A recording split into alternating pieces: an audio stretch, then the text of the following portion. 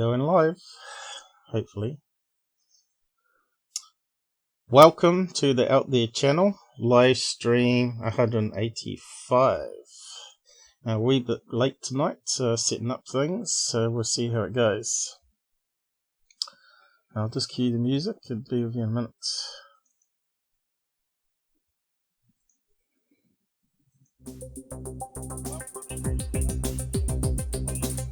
I can hear echo.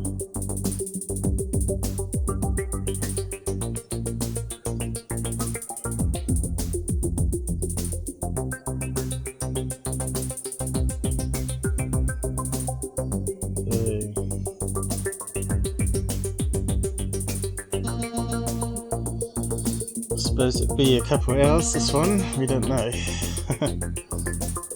We'll see how it goes.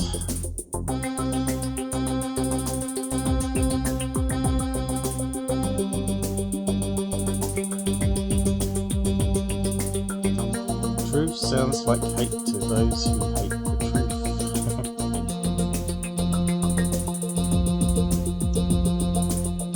Hello. So we've got a few people on the site. Hello.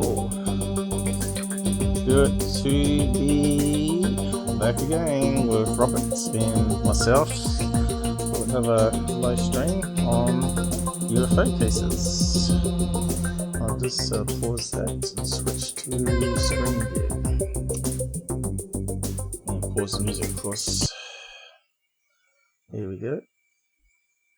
Are we working? Are we fully operational finally? There's been a few changes, new tickers, new arrangement. So we have to see if everything's working because these guys, other people's stickers, I've done my own code in one down on the left here now with the logo.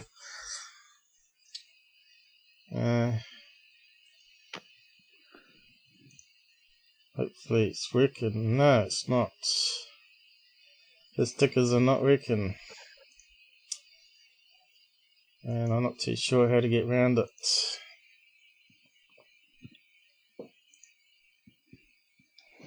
It's not private. Oh, it's got two watching there. Oh well, might be working.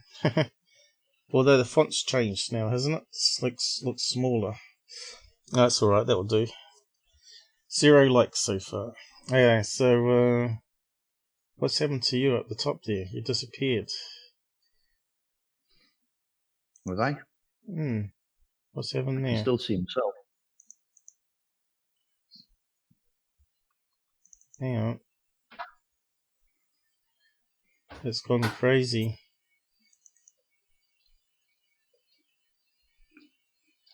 It's not showing the correct desktop, is it? It's showing my first screen. How the hell is it doing that? I've never seen that before. I've never seen that bug before, no. But you can't see my desktop, you're seeing my first screen, which is my control screen. Should be possible. I'll have to check the settings. Hang on.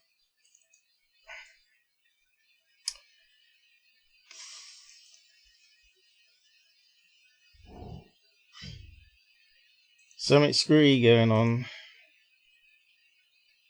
Okay, we got you back again. They've definitely been for a second. Yeah, they've been playing around the code. Let me just check. Minicam. I don't see how it could be capturing the first screen.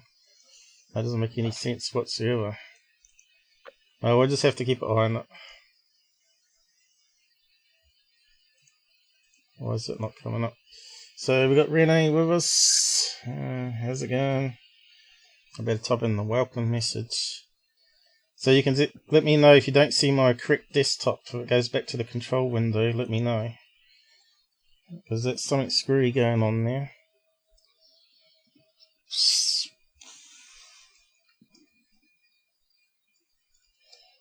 That's a new problem too.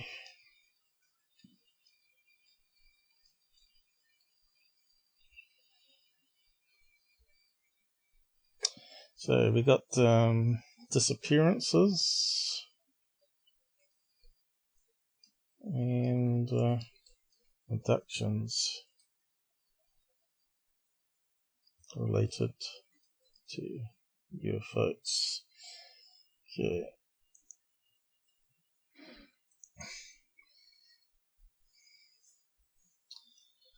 How the hell were you able to see my control window? That makes no sense. That's a bit of a scary thing.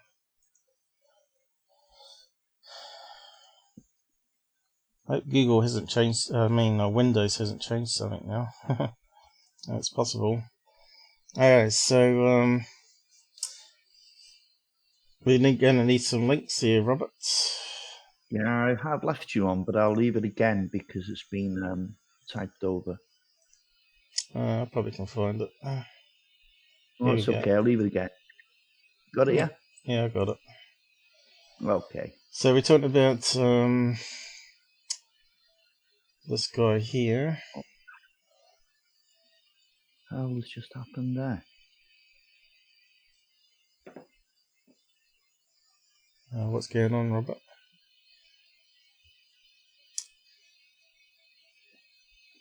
Is it still capturing the right screen?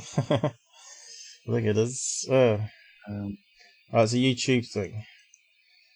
Yeah, it's a YouTube thing. Certainly the chat's gone. Show chat. Okay, I'm back. Yeah, something crazy going on. Hopefully the volume's alright. Yeah. Since we had to restart things ago.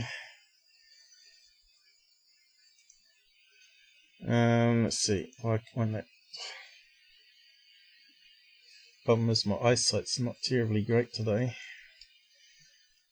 I'm running off the right eye, which is blurry at the moment for some reason. The left eye's pointless.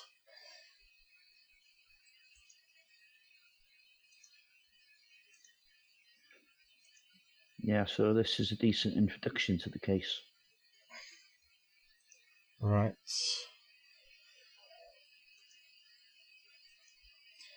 Is it a commercial thing? Finding UFOs. Where do you get it from? TV, is it?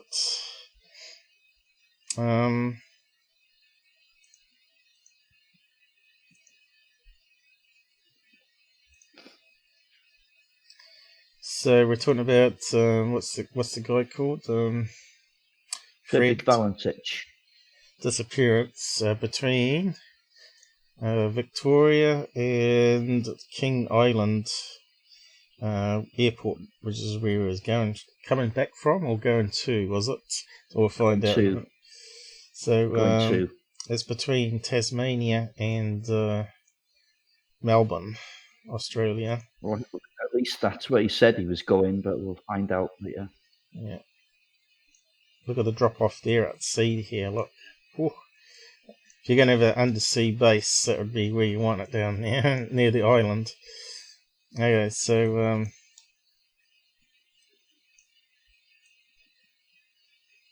and there's the airport, Melbourne Airport there. And no, I think that was the one he left from, Paul. It was Essendon right. Field. There it is, yeah, Essendon as well. Go. Yep. Let's see it. It's right next door to the Victoria main airport. It's kind of funny that they've got two airports pretty close to each other there. But anyway, so you want us to it's saying 45 minutes there by plane, but it was actually 70 minutes the journey would have been in his type of craft. Right. His aircraft. Okay, well, so we'll just play this intro then. Okay. Can you hit the like button to make sure that other ticker's working? Because I don't know what this guy's done to his website. Looks like his security certificate is expired, right? October 21st, It's familiar. What's his name? Robert Stack. Okay. So it looks like the live counter's not updating here. Hang on. Got a problem, Houston. This one. not that one.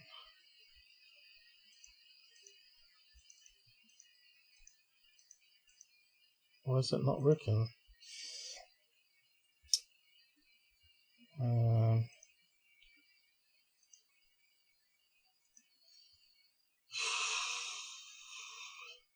Doesn't very refresh it like that, but I think it's got a problem.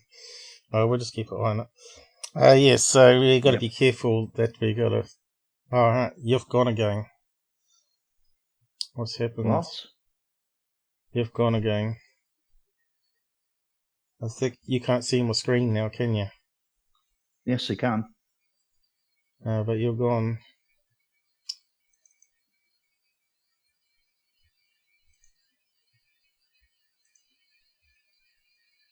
You're coming up corrupted for some reason. Oh dear.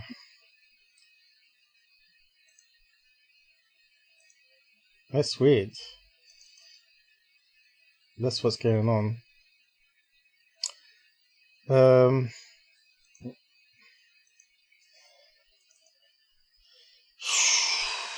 on, guys.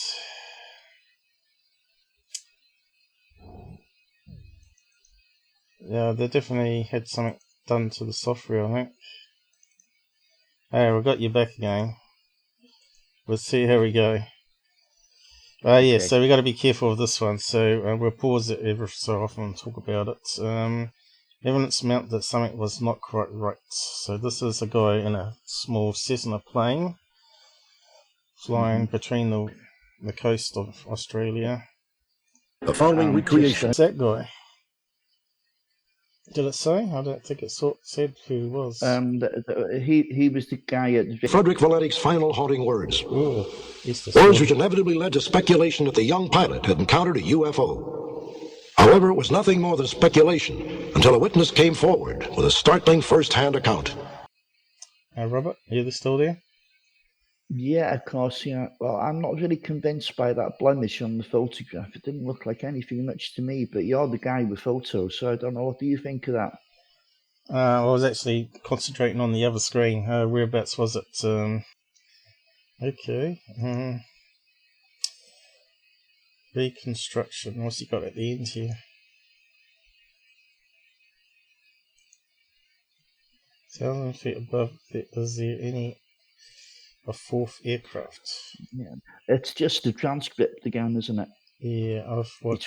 Between the pilots and the tower. I've got a green light and also sort of metallic light.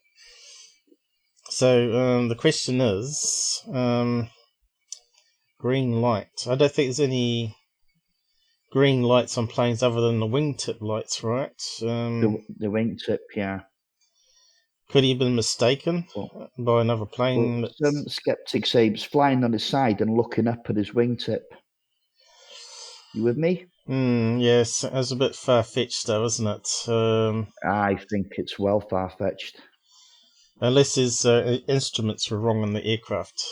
But then again, you'd be slumped sideways if you were, right? You would know something was wrong because gravity... Well, this is a nighttime flight. It was still actually light, Paul. It was dusk. Sunset, basically. Right. Okay, so whereabouts was the photograph? Here, wasn't it? Yeah, there you go. You just had it there. What's that? Cloud of... That one? Nah. Yep. Spot in all potential dolphin area. Have we got a better photograph of that one? Nah. Not really. Okay, let's have a look. Does it show up at all here? Doesn't look like it. It's probably only available to the TV show, is it? I found that on other websites, you know. Yeah.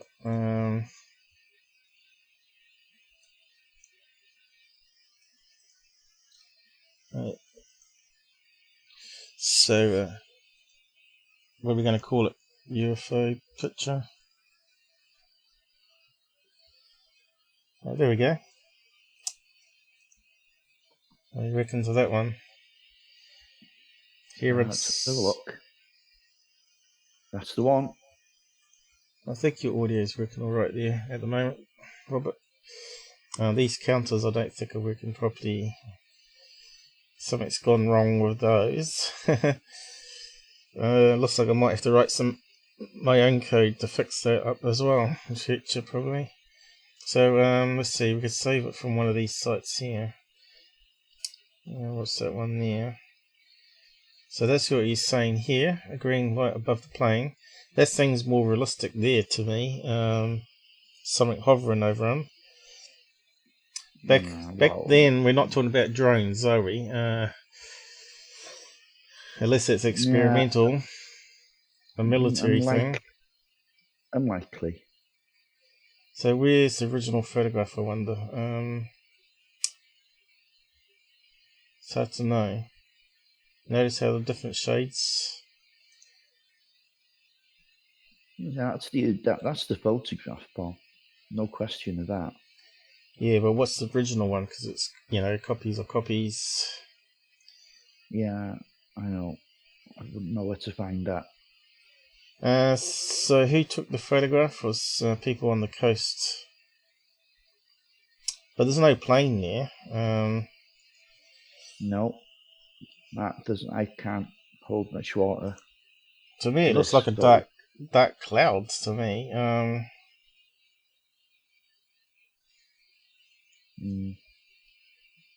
Bird? It looks like it could be a bird. Looks like a head. Well, let's save it anyway. So it's a 4:3 photograph. Obviously, it's time of the time you have that sort of. Sorry. Okay.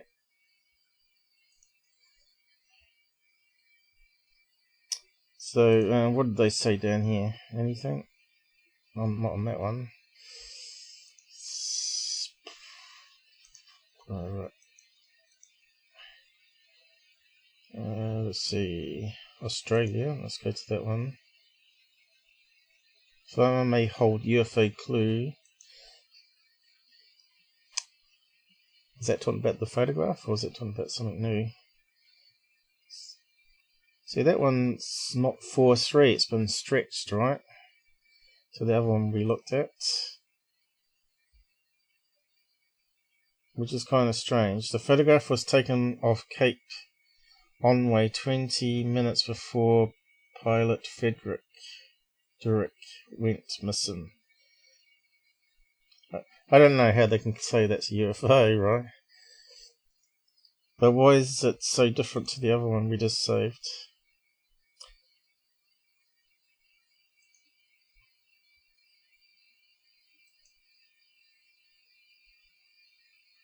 And the colours are different, you see. So that's what the problem is. Had shed new light on one of Australia's greatest things. So is this talking about something else that's come up, or the photograph? Let's see. Ridiculed by a few friends. Theory was sparked furious debate.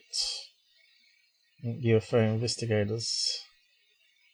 Okay, it keeps on going down here.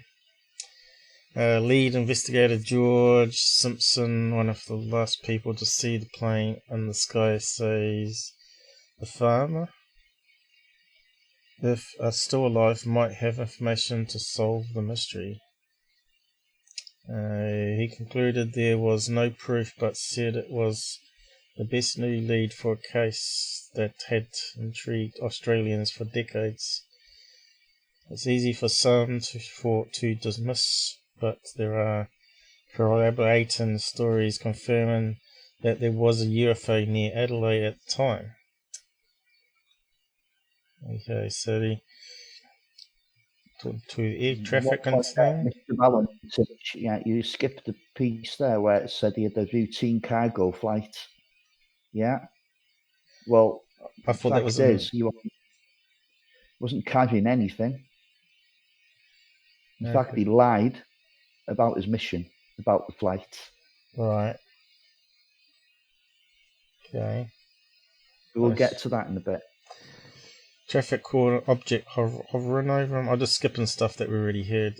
Extensive searches failed to find anything at the time.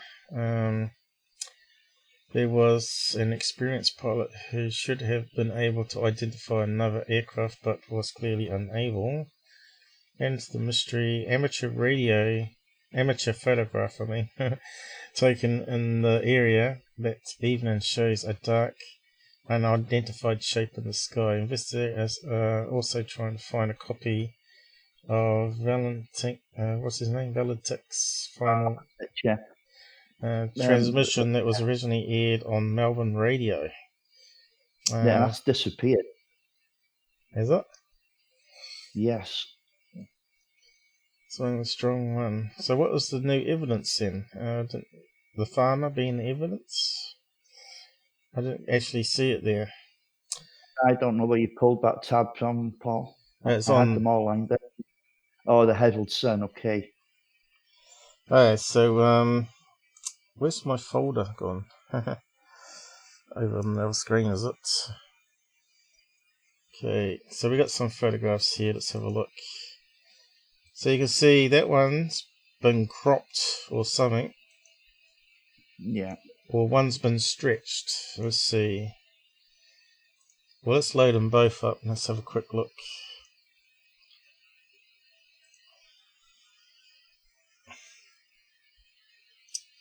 Renee, can't keep up with what you're saying on the side at the moment. It's okay.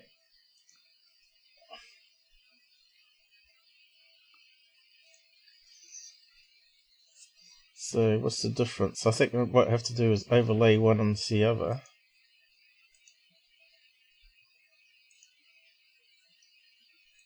Well, that one looks like it's been zoomed. Here. White bit there. Okay, let's import over.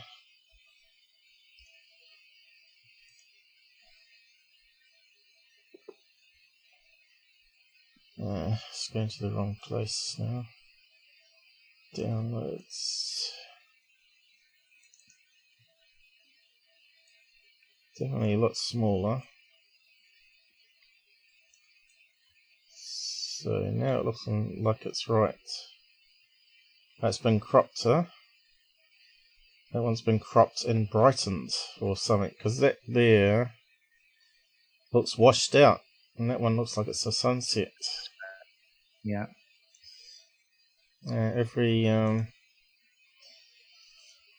So we got to be careful of photograph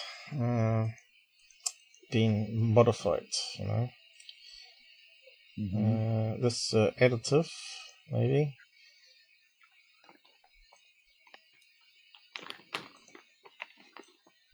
Okay. Oh.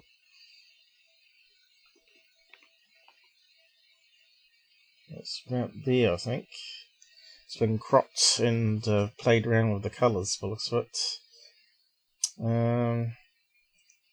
Just make it a bit darker, less transparent. Editor, multiply. I think it's close. There we are. Over the top. Yeah, so that one has been cropped. So that other one must be the correct one. So we can hide that overlay now. Okay. Deselect. Yeah, so let's cut that one out. Let's have a close look at that. It's kind of weird looking.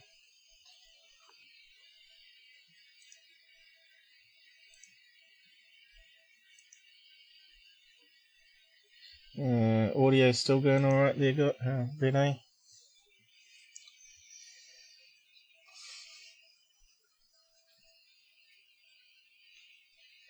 Especially Roberts. I'm pretty sure they can get a better scan of the photograph in than that now. You can see that's been on a newspaper here. See, it's got that sort of the square block thing that you get on newspapers. So it's not original photograph. How about that one there? I'll go check that one in a minute.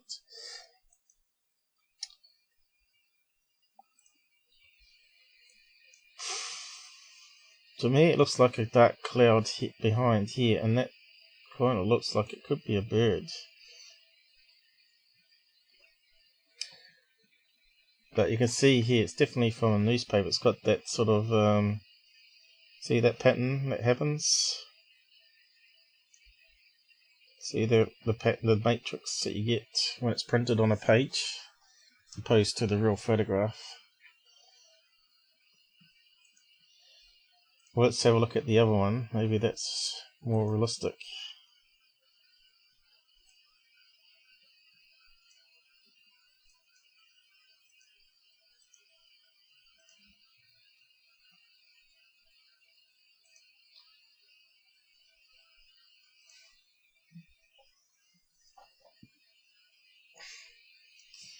Okay, got a feeling it's still on a printed page here.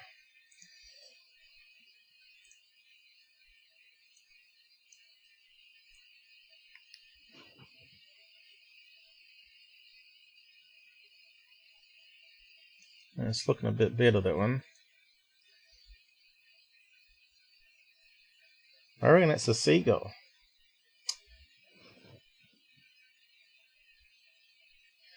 How come people take these photographs, but they only take one instead of doing multiple shots, one after another? Yeah, well, he didn't actually see it at the time. He didn't. No. Well, if you got a seagull dive bombing as you click the button, you wouldn't see it. No, you probably wouldn't notice it. We'll try flip view. There we go.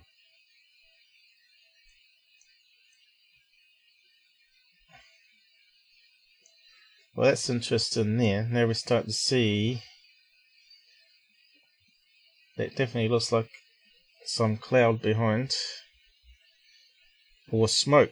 It could be smoke, you know, from some fire on the beach or something, you know.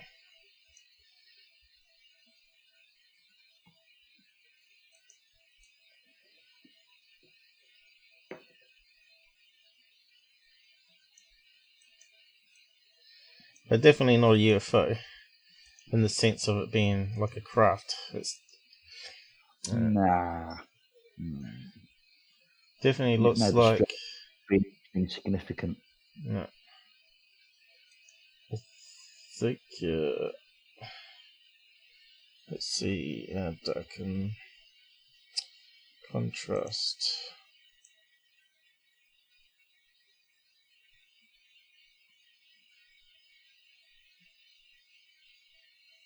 I think if the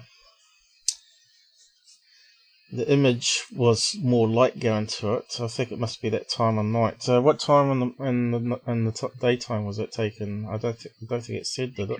See, it's just setting. You can see that in the photograph. So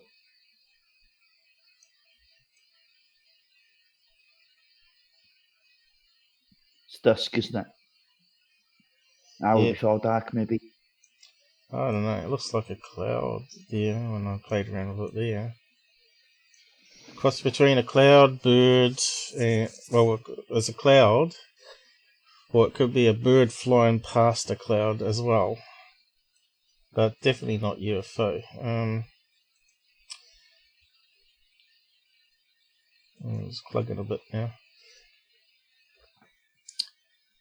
Yeah, it does look like it could be smoke, you know. Yeah. Someone trying to make money sending a paper. Was it sent into a newspaper? Trying to make money of it? Newspapers eventually, yeah. Yeah. Well, no idea.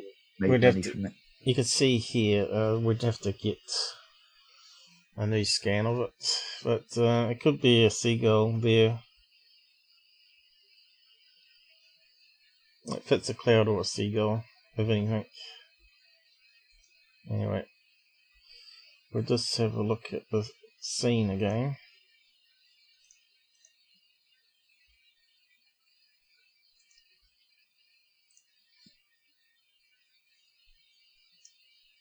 So if we look at the picture as a whole, you can see the cloud blackness here.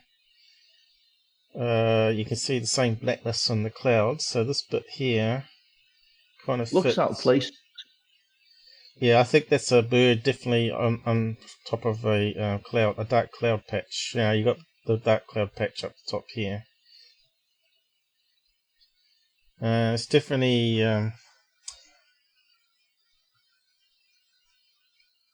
I think the seagull was coming down here, swooping past when he took the picture. But anyway, that's just my thoughts on it. It's up to other people out there to decide whether they agree or not. I won't save it anyway. See, this one here has been played around with, obviously lightened. But you can see here again on this one, even that little patch of cloud, what I'm saying is behind it, fits the cloud colours up here. Definitely looks like a bird when you look from it from afar, though. You can see the head and the wings as it's gliding.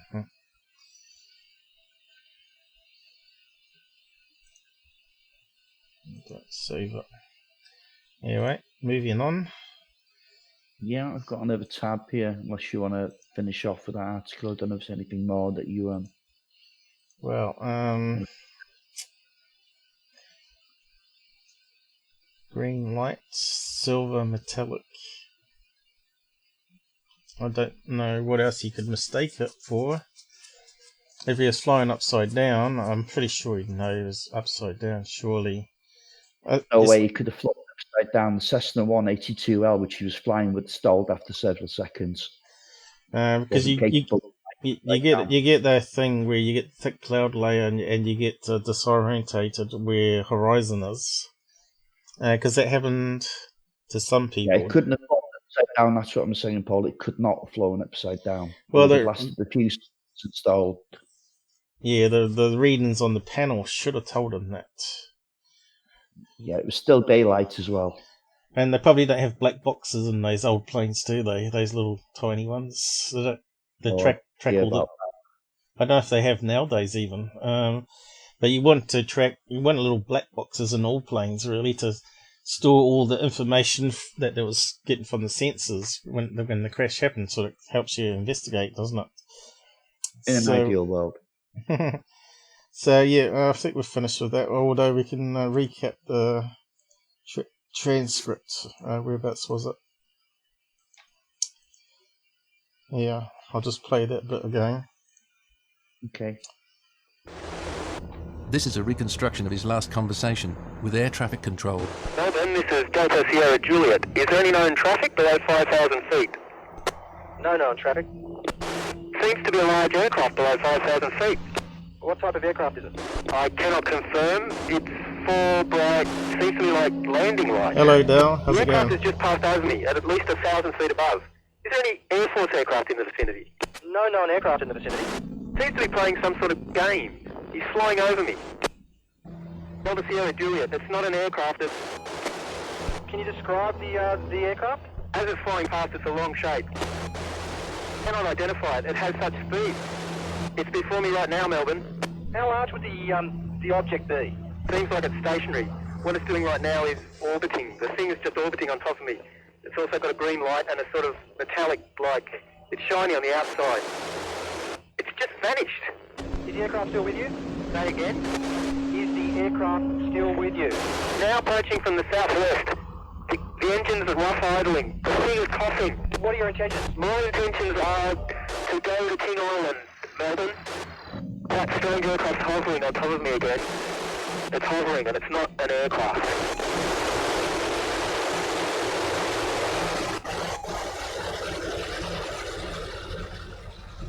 The last words of Frederick Valentich were followed by 17 seconds of a mysterious noise.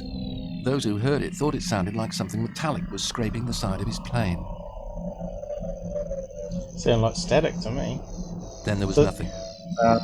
So that I sounds don't like know. that sounds like the Some original. aircraft investigation experts came in and they said that sound could not have come from the inside of the craft. We'll play it again in a minute. The sound, but that Yeah, sounds that's like not that the- sounds like the original radio chat that they couldn't find on the radio station, right? It's not that. That's a reconstruction. Make no mistake about that. You will not find the original. Oh, so that sound we're hearing wasn't on the original. We can't find the original. That's disappeared without trace. But which is we very were suspect. listening to it then, weren't we? Oh no, that's a reconstruction, Paul. So what was that sounded like him, and it sounded like static. So No. obviously we need to get hold of the original one to be able to hear the sound. Yeah, but you can't, can you? It's gone. It's disappeared. Disappeared. that. Someone's got it somewhere. Someone must have it. Go looking for it because everyone else has. Hmm. Okay. Well, maybe we can find it. I think it was a bird. Okay. Else has failed, Paul. But I did have all that ready waiting. But Yeah. anyway. I'm a bit tired. I've been coding my new ticker over here because Google's changed things. So yeah, I've been busy. These ones are not working tonight, which is a bummer. But it says we've got 4 watching at the moment, and those haven't updated, and 2 likes. I bet if I reload it, that'll stuff up again. Yeah, I don't know how to get around that error. What's it say here? Net error, certificate date invalid. So obviously the guy that runs the website. And yet I say proceed to it, and it won't update after that. That's just crazy. We've got 3 now. It says 4 on the other screen. So yeah, I don't know. Never mind about that. Yeah, it's just annoying that there's always something that goes wrong, hey? And now you're screwed up, I think. Again. God.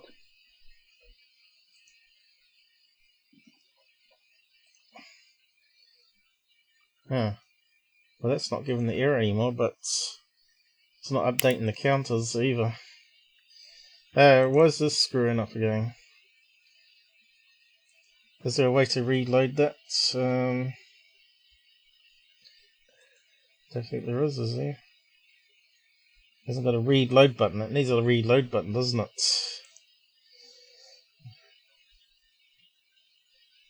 Yeah, let me just shut that sucker down again. Bloody men in black, huh?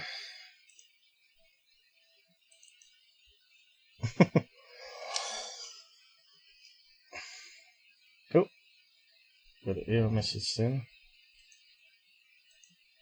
We got 2 Roberts for some reason. I know, got two of me for some reason. That's really weird. Anyway, I think we're back again. I have sent the guy the email saying we're getting an error on his website. Whether he'll answer it being the weekend, I don't know. I should have emailed him earlier just to make sure it was his end or my end. But he's like a 20-something-year-old gaming guy. Okay. He has attitude. Anyway, we better post the next link. Yeah, I'll do that now. Is it on the same story? You've got some extra information on it, haven't you? Well, I can remember there was an update about a year ago on this case. yeah, there's. I'm not sure about that. I've left. Are you cutting out now? Strange stuff going on. Just close that one down then.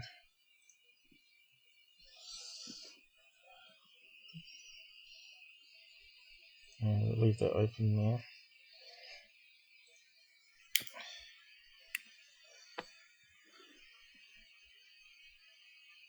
There we go. So, what do we want? To read it out? Yeah, it's only 3 years ago. But are we going over the same ground again here now? Because I'm not sure. you read the article from that. Pilot vanished. 20-year-old. Who from a very young age wanted to take to the sky.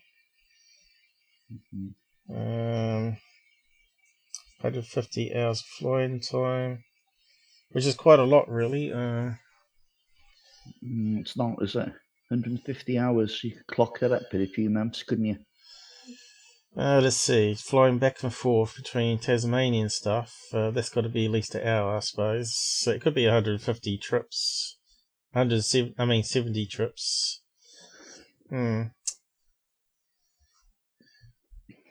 Yeah, 70 minutes there, 70 minutes back. Yeah. If you got there. I suppose that's where he flew mostly to. I'm not too sure. Have we got a flight log for him? I think it was. I believe it was. Was he meant to be picking up passengers from there and bringing them back, or? He said he was picking up passengers to the control tower. He told his girlfriend he was taking a cargo of crayfish. Both of them turned out to be lies. That's kind of weird. Yeah. So what was he doing? Exactly. Wasn't doing drugs, was he? Yes, that's been mentioned. All right. So whereabouts do we start on here? So let's see. We're studying part-time to obtain his commercial license. That's to the big planes, isn't it? Was burdened with full and mandatory license exams. As well, taking them. Okay, we've been through all that. 6 again, you see. It's left the airport at almost 6:20. 7 o'clock. Reported reaching Cape Orwell and was on his way to King Island. So where's that one? That must be at the edge of the island, is it? Here, probably. Although I can't. Big Lagoon. Can't see anything called Cape there.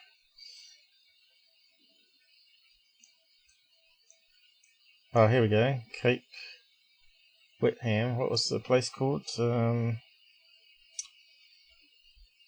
Where was it? Lost my place now. Oh, here we go. Cape Orwell. Orwell. No, that's Cape Otway. Cape Orwell, I mean. Otway. Orway. Whatever, Paul. Oh, right. Yeah, you're right. There's a T. Otway. I read that as a R, believe it or not. Oh, here we go. There it is. At the tip of the bottom of South Australia here. So he had reached this part here. Which is really only 2/3 of the way. Okay, so next one, after 6 minutes of uneventful flying below 5,000 feet, Frederick noticed something in the sky and radioed air traffic. So that was 6 minutes later. And then another 6 minutes after a panicked 6-minute conversation with the air traffic control. Frederick reported engine trouble, then stopped responding. His last words were, "It's hovering above me." Okay. Okay, just 1 second. Right. What are you looking for? Might just scale up that font so I can read it a bit better. There we go. That's better. And what we got here? followed by an unidentified metallic scraping. You click here to listen to the sound. Okay, we'll do that then. 21 minutes, surely not. Is that the reconration again? I think it might be, is it? Daily motion.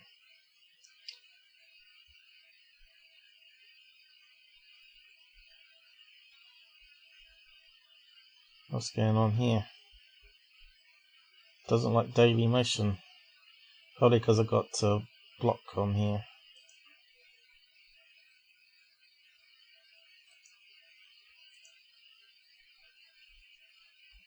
Yeah, it might work. There you go, pop up the ads. Oh, right, it's the same thing from the show. So it's not actual event. Is it? Let's see, I understand. Following depicts actual events. That's the same thing we're watching on the other thing, I think, but better quality, I think. Oh, what's happened there? It's made into a little window. Yeah, how's this stupid thing work? How do we scroll? Keeps going all over the place.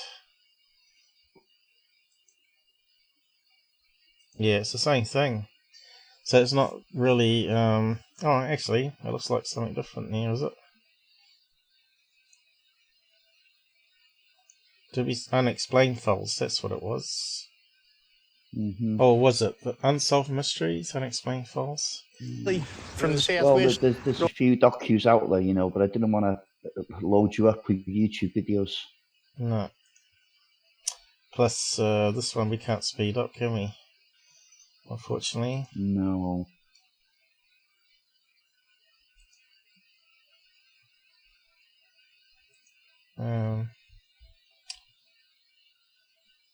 Science Channel.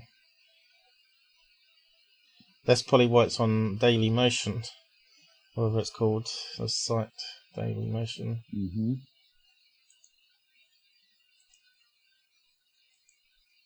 That's pretty shitty there.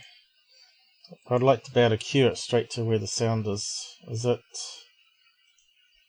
You surprised us because It's definitely a different documentary. Also more updated one. Her litter may help reveal if these animals are growing in numbers. What's that got to do with it? Exactly, Paul. I need to move on from this. Looks like it's got various bits. It's hovering. It's not an aircraft. And I thought it might be the sound.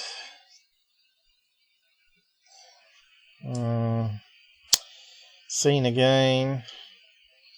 Following a transcript which we've heard before. So what was meant to be new on this?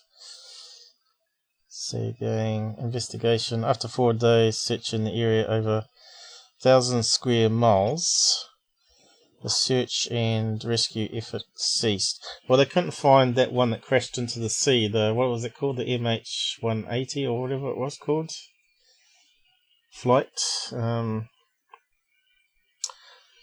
So they're not going to find a little small plane, are they? If they can't find a big 380 passenger jet. No, yeah, there's some depth there as well, isn't there? Yeah. Well, you can see on the map here, definitely, if the plane crashed somewhere on the edge of this, or the currents tore underneath off the edge here, it's going to be around this area here.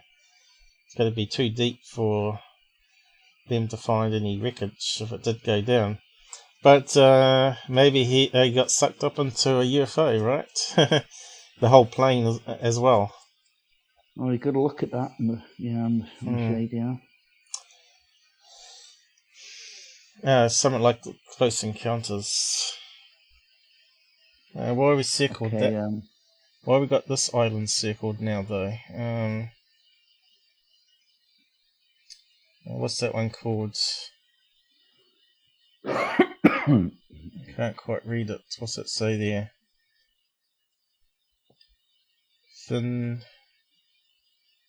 Finnickers Island? Or something like that. Flanders Island? Where is it? Flanders Island, I think it is, or Flinders Island. Can't quite read it on that. Location where the cow was found. Right, this is the plane part they found.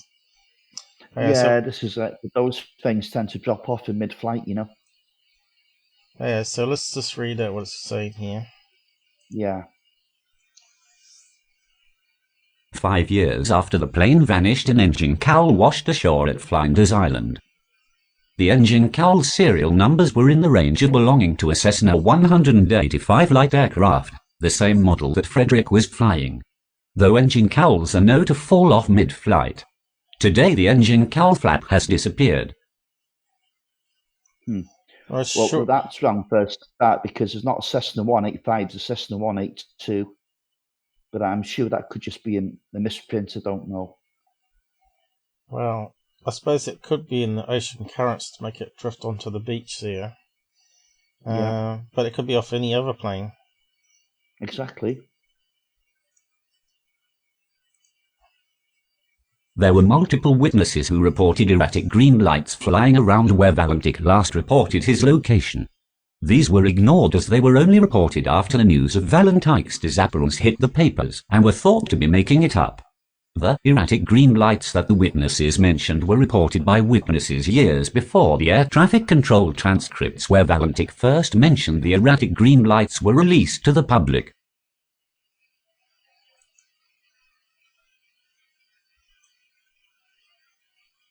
And there's that picture again too. Yeah. Frederick described the mysterious aircraft as having 4 large green lights, a shiny metallic surface, moving at an incredible speed and able to hover just above him. How did the witnesses know about the green lights unless they actually saw them with their own eyes on that night? A man by the name of Roy Manifold was taking photos of the sunset along the coast on the evening Frederick disappeared when he captured this image. Which is a bird with a bit of cloud behind it. UFO experts in the United States. Okay, let's have a look at what the UFO experts reckon. Why is it not selecting it? UFO experts in the United States who examined the photo concluded that the blotch was a solid object of unknown materials and not the result of double exposure or manipulation. Ufologists and conspiracy theorists alike believe that an alien spacecraft destroyed Frederick's plane or abducted him.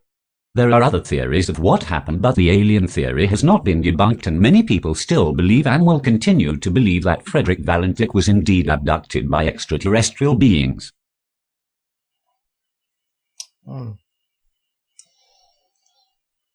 Other theories. So what's people down the side reckon to this one? Did he crash into the sea? But why would he see a plane approaching him, not sort of avoid crashing into it, you know? Of course, there was no other planes on the radar. Other theories for what happened that night include: Frederick drifted off course and crashed further out to sea. No significant amount of wreckage has ever been found to suggest a sea or land crash.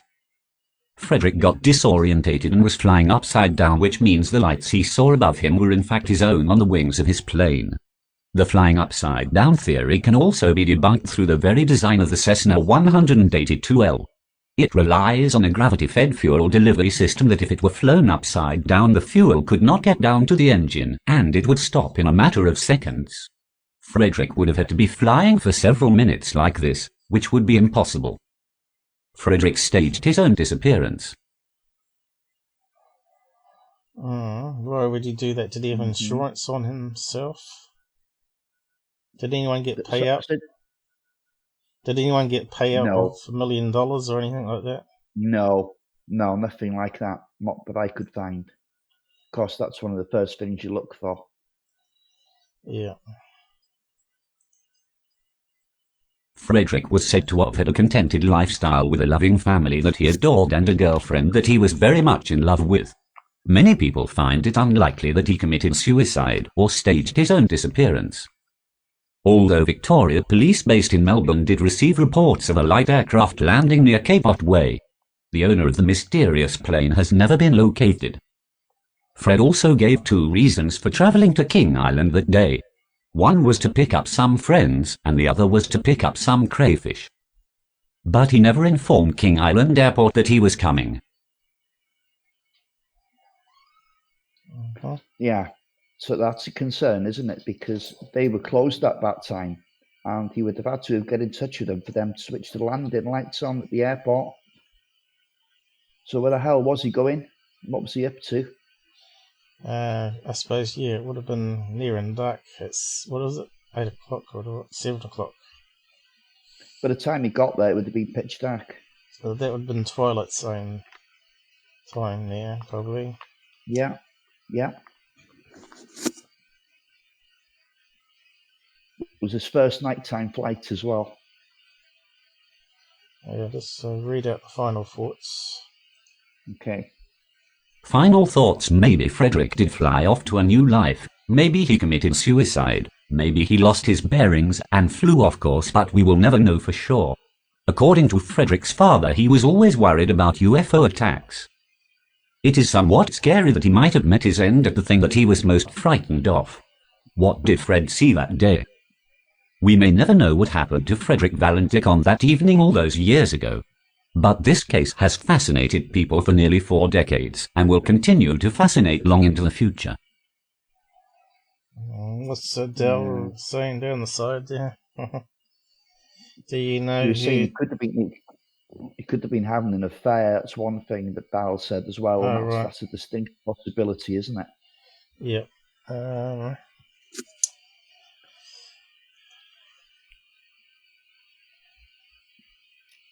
Oh, who were the friends? Where Dal, the friends didn't exist. He was lying about them. Or was he? Well, he certainly lied about where he was picking them up. Well, how many people live on the island? There can't be that many, can there? Let's see. Is it that big? Let's have a look. Yeah, it's going to be a few people on there, Paul. Looks like a farmland. I can see. Looks like it's been carved up. Scenic retreats. Well, it will be built up more now, I would have thought, for maybe tourists. So there looks some houses there. But what was it like back in '78? Is the question. So yeah, it's been, obviously it was all trees, and it's been cleared over time. Yeah, it's quite a lot. It's got a main road there. And the airport's over here.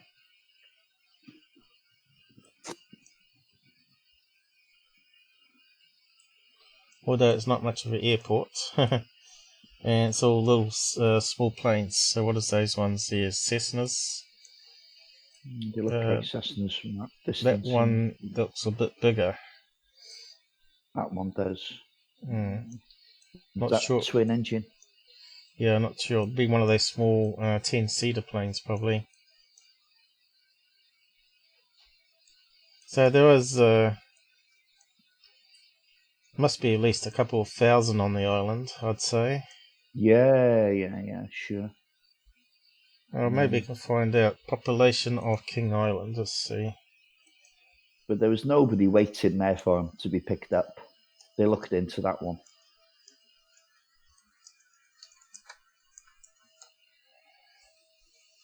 There you go, a couple of thousand. Yeah. That was a good guess. A damn good guess.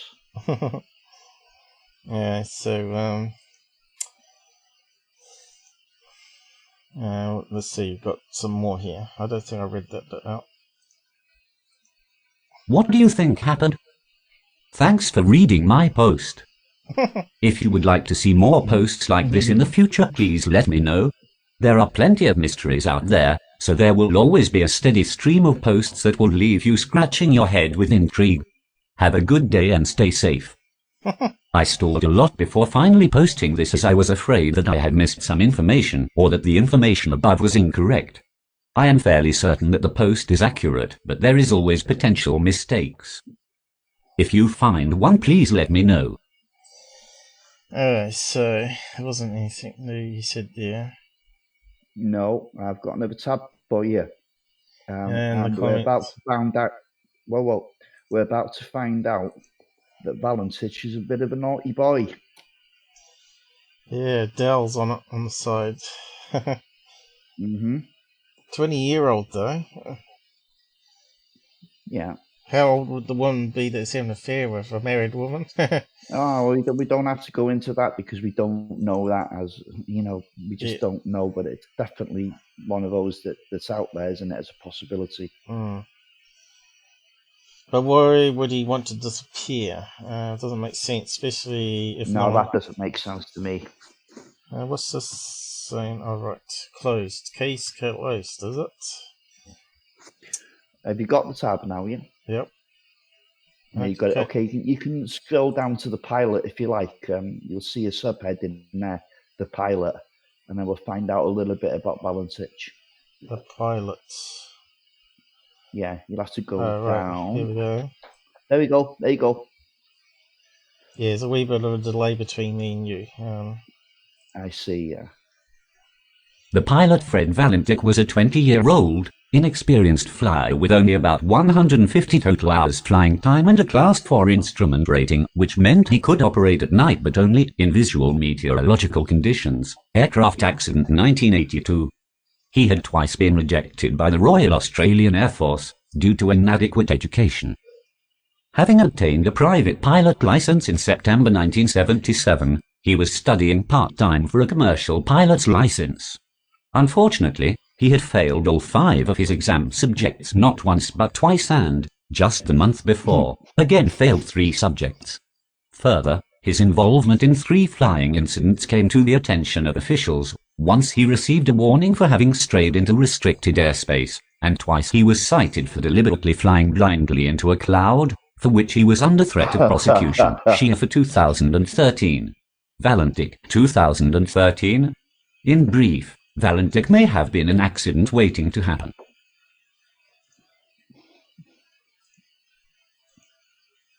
Okay, so he wasn't that experienced by the sounds of it then. Well, not just that. He was never going to make a Top Gun pilot, was he? No. But having said that, anyone achieves a pilot's license by 20, can't be a plank either. No. But he's a little bit of a liability, isn't he? Okay, so we got this next bit here. Looks like there was a picture there, but it's vanished. So, how much of this do we need to read out? Go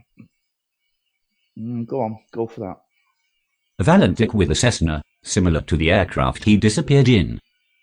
Moreover, the young pilot was enthralled with UFOs, watching films and accumulating articles on the topic. Earlier that year, according to his father, Valentich had himself observed a UFO moving away very fast. And he had expressed to his father his worry about what could happen if such presumed extraterrestrial craft should ever attack. Shia for 2013. Valentich, 2013. As we shall see, his deep belief in flying saucers may have contributed to his death, and not in the way some saucer buffs imagine. Some thought Valentich might have staged his disappearance, but the evidence does not support that hypothesis. Good 1988, 180. Nevertheless, Valentich did give 2 contradictory reasons for his flight to King Island. 1, to pick up some friends, as he told flight officials, or 2, to pick up crayfish. However, these reasons were found to be untrue. Aircraft accident 1982. Valentich, 2013. Valentich had not even followed standard procedure to inform King Island Airport of his intent to land there. Disappearance, 2013. So what was Valentich really up to in addition to wanting to log more hours of flying experience? Possibly he had decided to look for UFOs again, but, rather than admit that, offered others more legitimate sounding reasons for his flight. In short, he may not simply have encountered a UFO, but instead went looking for one. If so, his encounter is not surprising. As a true believer, observes Robert Schieffer, 2013, 27, Valentich was probably inclined to assume anything is a UFO if he could not immediately identify it. So what did the young pilot see? Having clear skies, he described 4 bright lights that he mistakenly, as he later admitted, first thought were an airplane's landing lights, but as white points of light. They were above him and, except for his own movements, more on this later, seemed to be just hovering. Then twice, and quite correctly, he realized it was definitely not an aircraft. Okay. Yeah. Well, I mean, they're picking on now his interest in UFOs, aren't they? Yep. I think that's a little bit harsh. Just because he liked Close Encounters of the Third Kind, I don't know anyone who didn't, by the way. And he collected a few articles, doesn't make him a total nutcase. No. But yeah, that's the card that the skeptics are playing. All right. Just keep on reading that. Don't know what they think of us. As it happens, a computer search of the sky for the day, time, and place of Valentich's flight reveals that the 4 points of bright light he would almost certainly have seen were the following: Venus, which was at its very brightest, Mars, Mercury, and the bright star Antares. These 4 lights would have represented a diamond shape, given the well-known tendency of viewers to connect the dots, and so could well have been perceived as an aircraft or UFO. In fact, the striking conjunction was shaped as a vertically elongated diamond, thus explaining Valentich's saying of the UFO that it's a long shape. As to the UFO's other characteristics, the metallic or shiny appearance could have been due to the power of suggestion alone. Having connected the dots, Valentich would likely have gone on to fill in the area as solid, even metallic. We must remember that Valentich's impressions are those of someone who was confused about what he was seeing. I don't know about you, but I've looked up the sky lots of times, and I've never seen any stars look bright green. I'm glad you said that, Paul. I think it's absolutely ridiculous, to be honest. Every time I've seen Venus, it's either been quite big in the sky and it's very, very bright white. I suppose some starlight can diffract coming through the atmosphere and cause like a shift in colours from red to green, but you're going to have really good eyesight for that. You know. Yeah, I don't know. I think that sounds like a Phil Class explanation there. Exactly. Absolutely. Michael Schaefer, I think, wasn't it?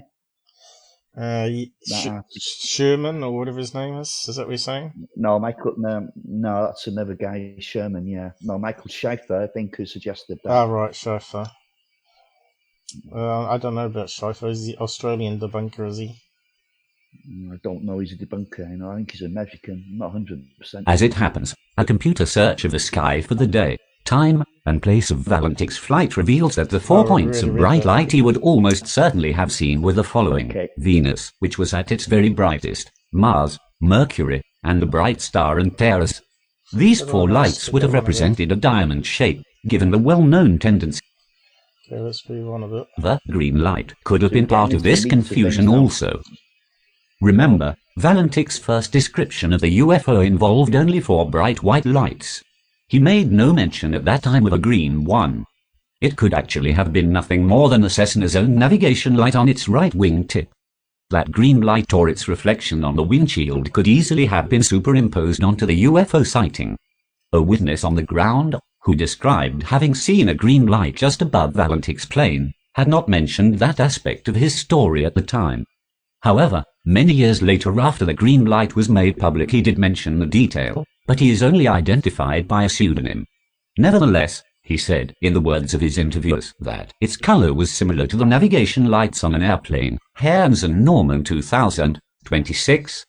If the Cessna was indeed close enough to the land as to be seen by the man and his 2 nieces, there is a simple explanation, that the airplane's attitude, a steep angular bank, was such that its right wing tip was up, and so its green navigation light appeared above the Cessna. As the witness stated, the light was positioned like it was riding on top of the airplane, and it kept a constant position, according to the witnesses Hans and Norman 2026.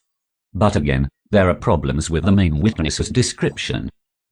As his interviewers acknowledge, his recollection of the angular size of the airplane's lights is too large by perhaps several orders of magnitude. Cairns and Norman 2000,28. Incidentally, misreadings by amateur writers have now converted Valentich's green light into multiple green lights. For example, Disappearance 2013. Yeah, so they're saying, let's have a look. A Cessna lights, Cessna, what was it? 182 it was. 182, yeah.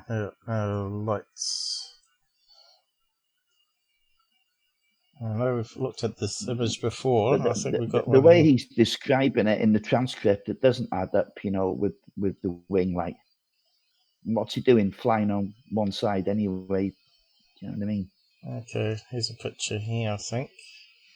So There's the green light. See the, so which way was the plane going when the witnesses saw it, is the question.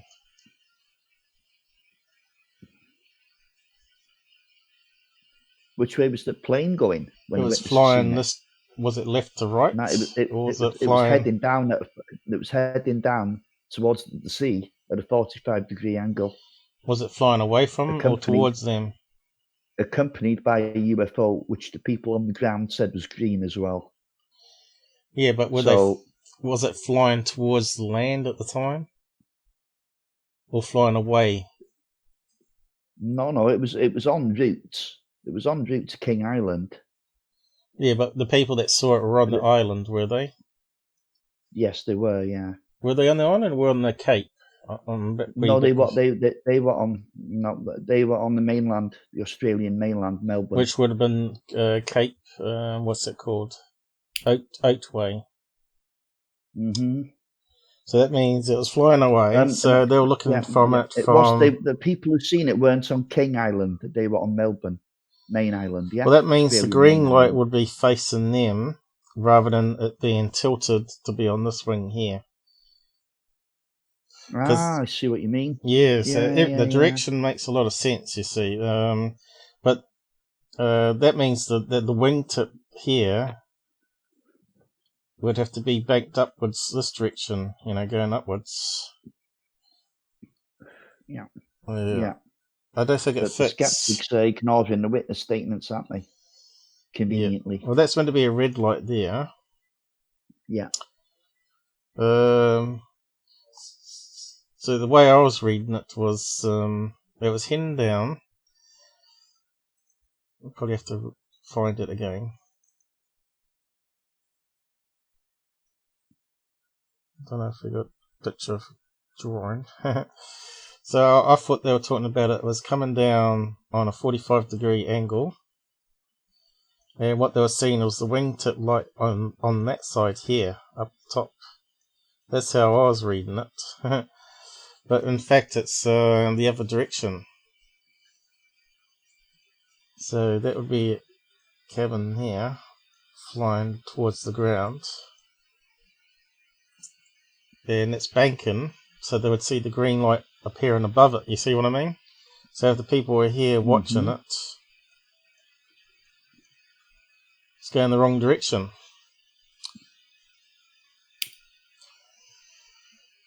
But they're seeing it from behind. I know, from behind, because it's going away from the mainland. So the green light, so the plane would have to be coming down this way. Not very good at it. But that means the green light would be on that side. And they would be seeing the underneath of the plane, right? Not the top of the plane. And the red light's over this side. You see what I mean? So if the people are on the island watching it, let's see, somewhere over here probably, they're going to see it above the plane, but they should see the underneath of the plane. You know what I mean? I'm with you. So this is the top bit up at the top here, but they're actually seeing it from underneath. It's going this way. so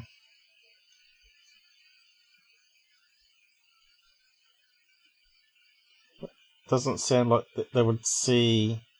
So if there's a UFO above it with a green light here, they should see 2 green lights.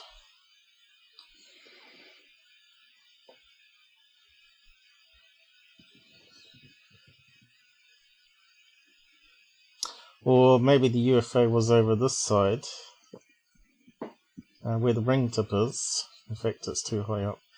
But if the UFO was above here, say, and they're seeing the UFO above the plane, which is really between the wing and the body of the craft, up here, you won't see this wingtip green, because the other object in the sky would, because it's shining green, would blot out that wingtip light. You wouldn't see it. Not from the shoreline.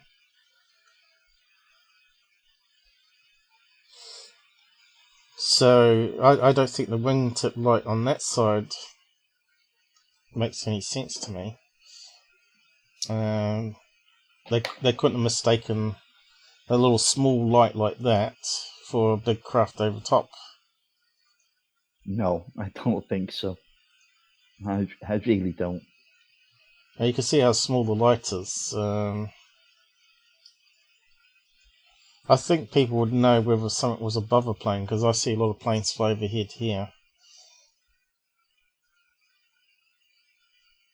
Anyway, that was good. I would like to get people to draw a picture of what they saw. Have we got any pictures of them drawing it? How they observed it? You know, if someone drew a plane and said the UFO was above here and the angle of wings they saw, that would change the whole story, you know. As part of the MUFON investigator, how much data you collect, right? And what's Dell saying on the side?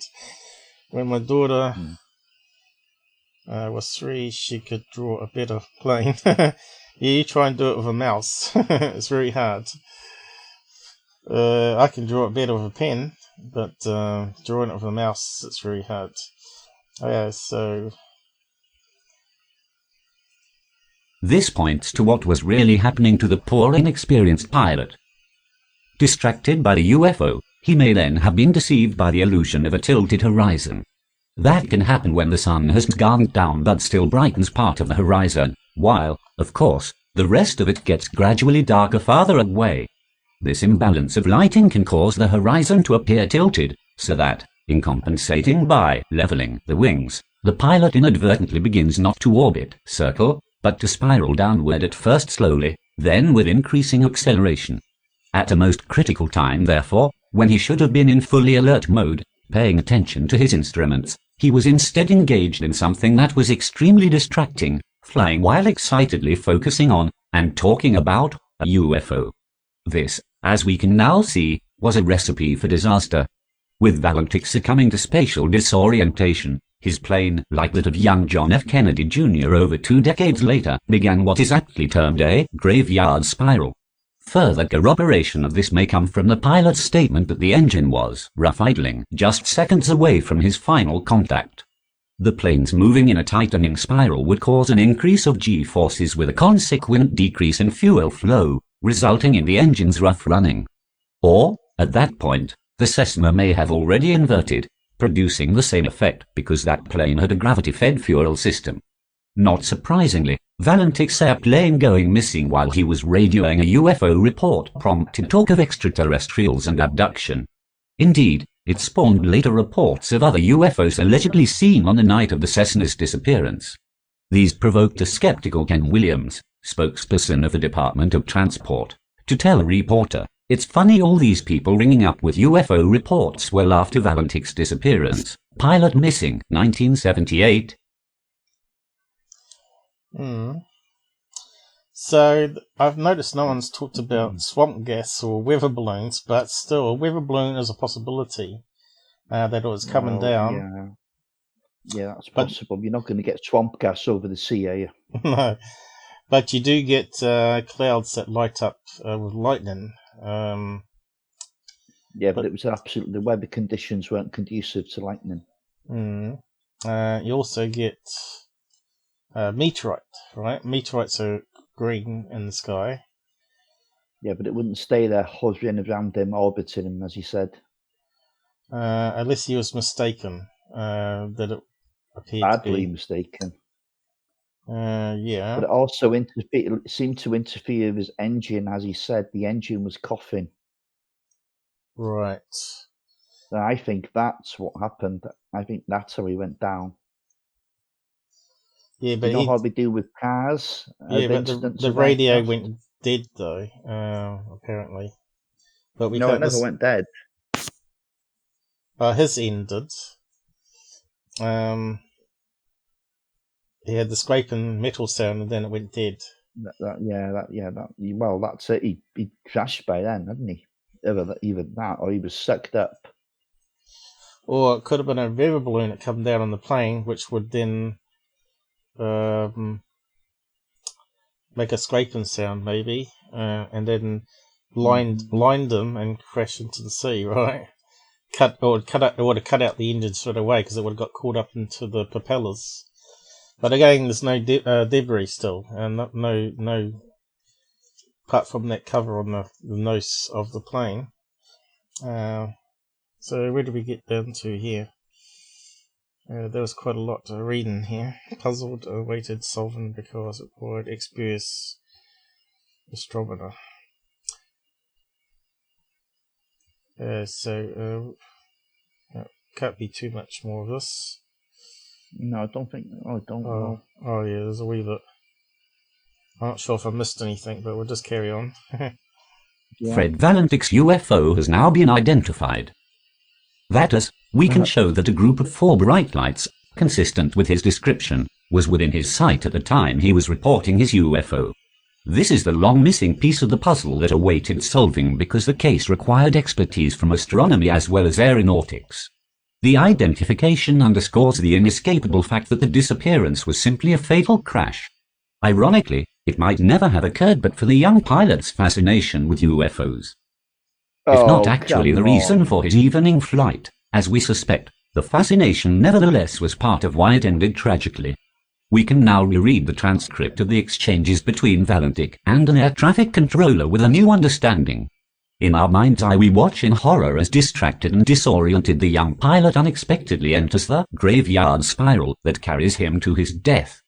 Group of asterisks. As I first quickly read their paper, I thought they had successfully provided a not implausible explanation of this incident.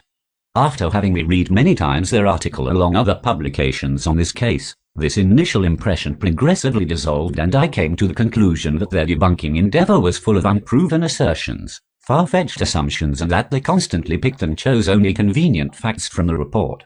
I will emphasize in brown the places where I think that more research is called for. Yeah. I'm surprised they haven't brought up the weather balloon, though. That's quite strange. Because I think that's probably one of the more believable explanations, that it was coming down, spiraling down. But why would it be green? That's another thing. They didn't have LEDs like we do nowadays. Weather balloons don't have lights on it. Unless it was reflecting his green wingtip light, which sounds a bit unplausible to me. I just can't see how you get green colour. So does Venus, Mars, and Jupiter. It's no, they're not bright enough for that. Don't think. Nah. Just 2 seconds. Yeah, I don't think any weather balloons have green lights on it, but we'll have a look.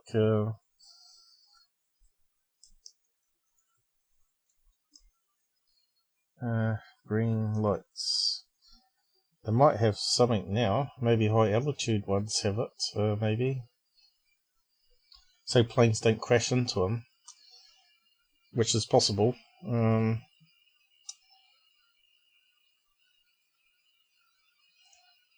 Weather balloons do not have any flashing lights. There you go. Up to 20 feet in diameter. How big was the UFO? He said. Well, it was like a cylinder. He said. But if you, as you know, that the weather balloons do explode and stretch out, and so you get the fabric coming down. Well, how about high altitude balloons? So do they have?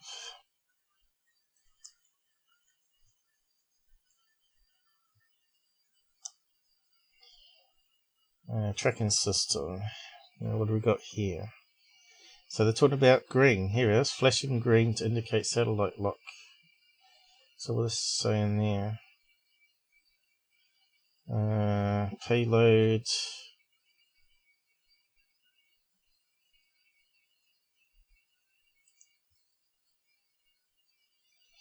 I know they're going to probably have LEDs on them now because they're so dead cheap, right? And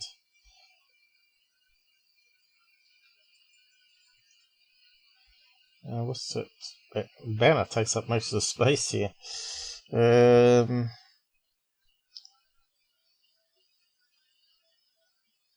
So what do we got there? Pictures of modern day devices. Filter. Okay, what are you looking at now? See if any high altitude balloons had lights on. Oh yeah, some did. Yeah. Yeah, because they go way up in the atmosphere. But but he was below 5,000 feet, Paul.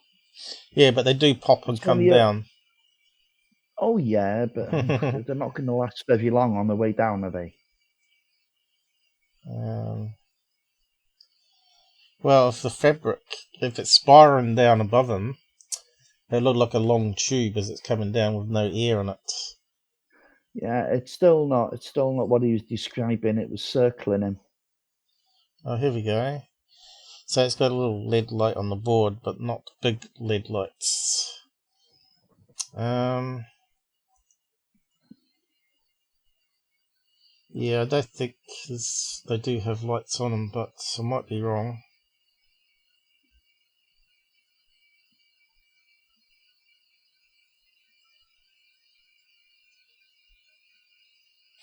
There's a typical weather balloon. You can see they have long cords on it, so they can measure at different altitudes on the same cable, and then it releases the whole lot with a parachute. The other possibilities, it could have been an experimental stealth craft that was flying above them as another possibility, and because it won't show up on radar, and they can have the call sign turned off. But still, hovering above them, I don't know. I think it's still a bit far-fetched. So what's this here?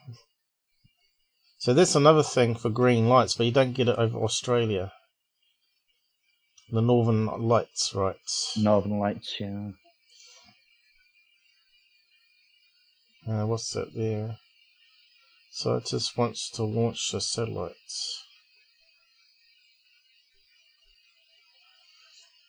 The other possibility, could it be like a defunct space junk satellite coming down upon him that may have had a like a blinking green light on it? So that's another possibility, and it may have looked like it was hovering above him. But they come down pretty fast though. But it might have like it may have had something that's slowing it down, right? So it wasn't burning up, like it's some sort of parachute system or something. Satellites, I don't know if they have lights on them. We're just going through the things I'm thinking of to rule it out.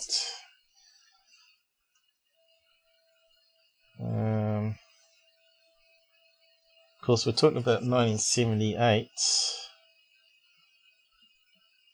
They certainly have a lot of reflectors on. And the sun was going down, right? It's possible that if it was reflecting off some solar panels on something coming down, that's on parachutes or something, it's a slim possibility, and it hit the plane and took it out. And the plane eventually sunk to the bottom, drifted off down to that trench that we saw. But I'm not seeing anything particular with lights on satellites, but it could be just because they're so reflective. Mind you, they should have found the wreckage. They should have really, to be honest, because when it's going to hit the water, like plane like that, it's going to break up, and pieces are going to be floating and they're going to wash up, or they're going to be found in the rescue attempts, aren't they? So they really should have found parts of that plane. Yep. I'm just being thorough here. Okay, that's fine. I've got no argument. I'm just seeing if there's any reports of satellites coming down in 78. 1978 saw launch of the Pioneer Venus missions launched by the United States. Skylab 79.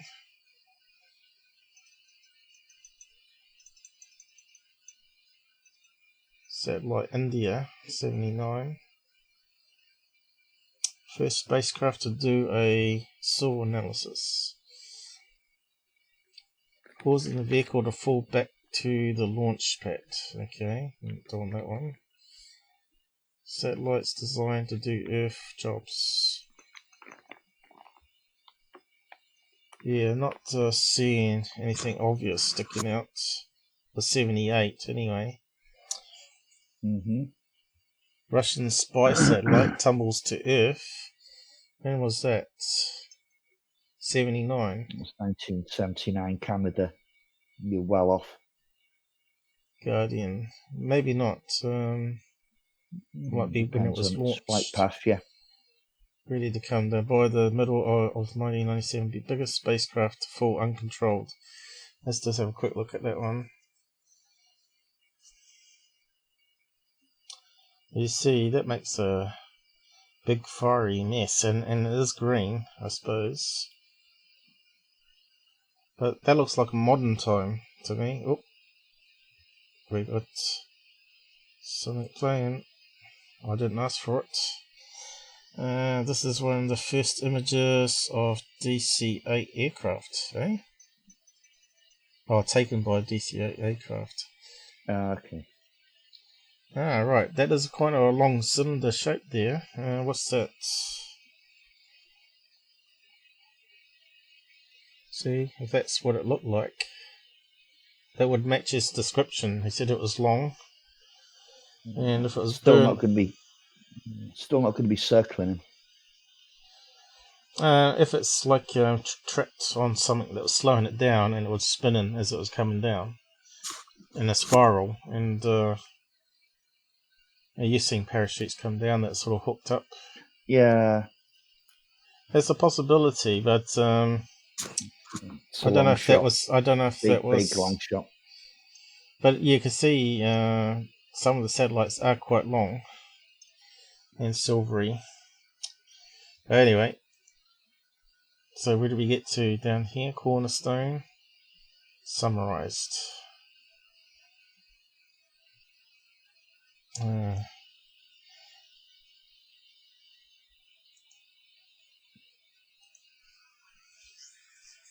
A cornerstone of their whole argumentation is summarized by the following sentence. So what was Valentich really up to in addition to wanting to log more hours of flying experience?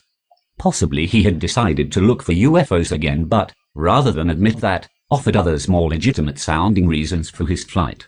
In short, he may not simply have encountered a UFO, but instead went looking for one. If so, his encounter is not surprising. As a true believer, observes Robert Schieffer, 2013, 27, Valentich was probably inclined to assume anything is a UFO if he could not immediately identify it. Given the fact that Frederick might have had countless other reasons not to reveal his true intentions, the supposition he was hunting for UFOs is a pure speculation.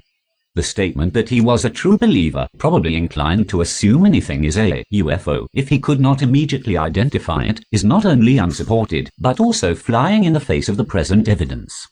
If it was really the case, we'd expect him to shout, "There is a UFO above me," from the very beginning of his conversation with the flight officer. Instead of that, we find him repeatedly asking about the presence of earthly, human aircrafts during the entire exchange. 9:06 and 14 seconds DSJFS Melbourne, this is Delta Sierra Juliet. Is there any known traffic below 5,000? 9:06 and 26 seconds DSJFS Delta Sierra Juliet. I am seems to be a large aircraft below 5,000. So where do we get to there? 5,000. That's somewhere down here, wasn't it? There we go, 5,000. Unknown due to the speed travelling. Melbourne would know what kind of aircraft I've got. It is a type of military aircraft. Who's saying that? Are you there, Robert? Or have we lost you? Yeah, sorry, Paul. No, I'm here. Can you hear me? I can hear you. Whether they can hear you, Okay. I don't know. They're really poor for a hypothesis. So this is the debunker guy. American, Like there you go. Tshirt, There's yeah. the American freelance writer, UFO skeptic. He is a paranormal investigator of unidentified flying objects. What does that even mean? Yeah. Have researched many sightings and written critiques of the hypothesis that UFOs are alien spacecraft. In addition to UFOs, his writings cover topics such as Christianity. Well, there you go. Academic. Feminism. Feminism? Good God. A scientific theory of evolution and creationism. He sounds like a gaudy person. So he doesn't want to believe in UFOs because that would go against his religious, I reckon. He's a complete kook, but I bet he says aliens. I mean, aliens are demons as well. What was that about? He was a founding member with Philip J. Klass and James Oberg. Oh my God. That says it all, doesn't it? Where did you read that? I did I miss that? It's there. Fate magazine. You see that? Right. Fate magazine on space flight. All right, you read ahead of me. Yeah, sorry, mate. All right, so yeah, he's going to be like another class. So we did say class at the beginning, didn't we? Yeah, we did. Yeah, I think we can take this guy with a big, enormous pinch of salt. The dribbling piece of crackle. This a really poor fit for the hypothesis that he was a UFO fanatic, seeing them everywhere as soon as he could not understand something at once. It is also worth mentioning that he never used the word UFO, flying saucer, otherworldly, and so on during the whole interaction. Therefore it seems far more likely that while strongly interested in the UFO phenomenon, he kept a healthy skepticism towards his own experience and wanted to first rule out any earthly explanation before concluding aliens were involved. Positive argument. Stars as extraterrestrial objects. I think we've sort of ruled that one out. So there's a picture of stars here. And I'm not sure if that's the moon or satellite. Satellite or maybe Venus even. But it doesn't look green to me. And I think people should know what green light looks like.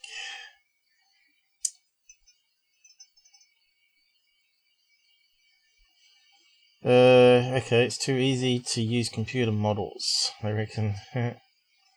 Heavenly bodies have been bright enough to mistaken for aircrafts or special crafts flying overhead. It's an entire matter altogether. To prove this, what truly happened back then. Yeah, he's flown many times at night, viewed bright stars. Why should we assume he had confused Venus, Mars, with a single craft instead of just perceiving them as shiny and majestic heavenly bodies? Yeah, I think that one we can sort of rule out. The possible comeback for the authors would be to assert that the four lights must have stemmed from the heavenly bodies. It sounds almost like that crazy what they were saying about the Korkora lights in New Zealand, saying it was like squid boat lights reflecting off low clouds or whatever. Or Venus was the other explanation. That was James Oberg that put that one forward. Such a reply would be utterly fallacious if the pilot had been really witnessing an unidentified atmospheric phenomenon. UAP, you're saying there. Ah, there you go. They've changed the meaning of UAP. It's another term for it. Atmospheric. Yeah.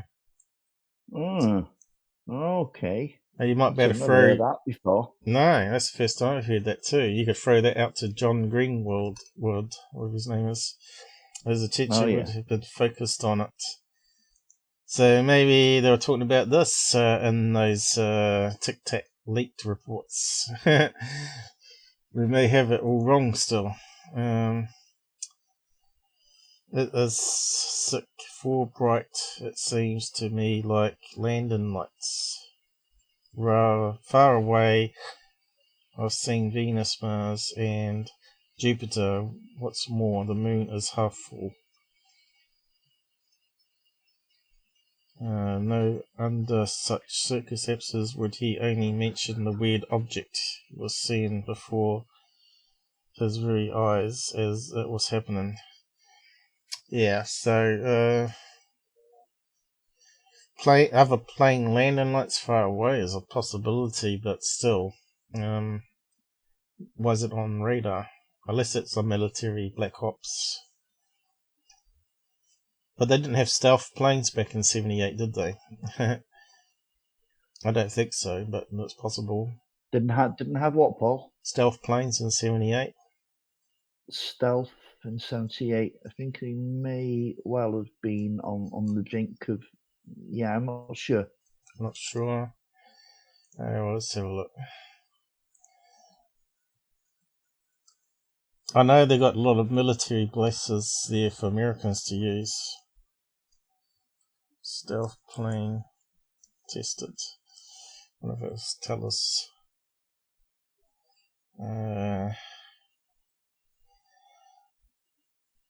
F-117 testing performed in early 2009. I think it goes back to the 70s. I'm sure they had some stuff. Anyway, it wasn't a stealth aircraft, for God's sake. You'd have heard it. Yeah.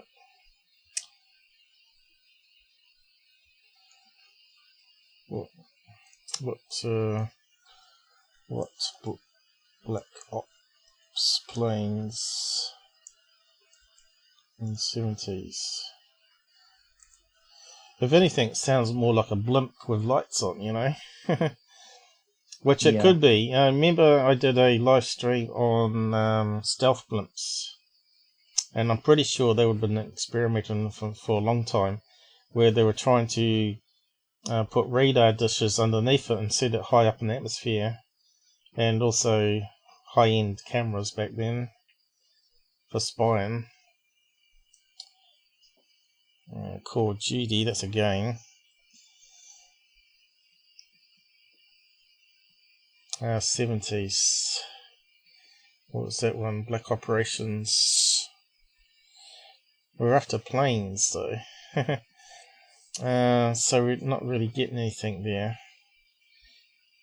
F-22. The only thing I could think of is maybe a stealth blimp was being tested way back then using helium. But why would he crash into it? And why? And I suppose maybe they couldn't report that, right? That's a possible explanation. Let's see. So what else we got here to read out? You don't want to try too hard to make things fit, though, because I don't know, nothing really does seem to fit, does it? Well, to me, some type of long-shaped something obviously hit the plane. But we can't listen to the sound, so is it possible that the stealth blimp was having problems and it was coming down? and they couldn't get out the way of his plane, and it just kept coming down and down and down, and eventually it hit the top of his plane, and it just... I don't know. It seemed to have a lot of maneuverability for a blimp, though, didn't it? Well, that they were testing probably jet engines on some of them, So who knows? But that would be the thing I would go with debunking, as some sort of secret project that was covered up. They knew it crashed into it, and they couldn't say because it's still top secret. Yeah. You know what I mean? Yeah. And so, but you said there was some smoking gun evidence in this, so we've gone through the stars. No, I didn't say that. There's no smoking gun evidence. Oh, you said he was a bad boy. Is it in this article? Yeah, we've already gone through that, Paul. I know we've gone through it. Was there anything in this article? Yeah, there was, much further up under the pilot, All right. Heading. Was there anything further down that's worth reading out? No, it was his violations, wasn't it? We could move on to the He'd gone into restricted airspace, and twice he flew into clouds when the level of his license didn't allow him to do that. But what I'm saying is, you've read this page here. Is there anything else that we should really read out on it and move on to the next topic? No, you can move on to the next. But there's just one, just one more thing. You can close that tab down now, Paul. Okay. The witnesses. So maybe you could read out that bit there. Individuals having observed from the ground are described as follows. Okay, maybe we should read out that bit. I saw both lights are okay. We'll read out this bit. Okay. Oh, there's quite a lot to it, isn't it? Anyway, we'll read it out. I think we're going to run out stuff, or we'll try the other reader. If it's going to let us. The witnesses, the individuals having observed that event from the ground, are described as follows. They saw both the lights of a small aircraft and a very large green light traveling directly above it. The primary witness, Mr. Ken Hansen, pseudonym, who was 47 years old at the time, told his wife of what he and his two nieces had just seen on their way home, but she laughed at his story. The following morning at work he told his fellow employees, who believed what he said about seeing the airplane, but not about the large green object flying above it, the details of which are given below. Of course, at this early date, he could not have known anything about Valentich's description of a green light flying near him. Hansen decided to drop the subject to avoid further ridicule. Years later, he happened to discuss his sighting with a local policeman, who later mentioned the story to Guido Valentich, father of the missing pilot. Guido Valentich then told author PN, who interviewed Hansen and his two nieces. Both girls gave the same basic details as their uncle. Site visit to Apollo Bay. During a visit to the area between Cape Otway and the resort town of Apollo Bay on March 17, 1998. Both authors had an opportunity to meet Mr. Ken Hansen, pseudonym, who was then age 67. Hansen lives in the resort town of Apollo Bay. As he had told author PN in 1991, he said that he had seen, with his two nieces, an odd aerial event the same night that Valentich had disappeared. We asked if he would take us to his original observation site so that we might reconstruct each step of his sighting. He gladly agreed to do so, during which time he gave us the following information. Sighting details obtained from Mr. Hansen.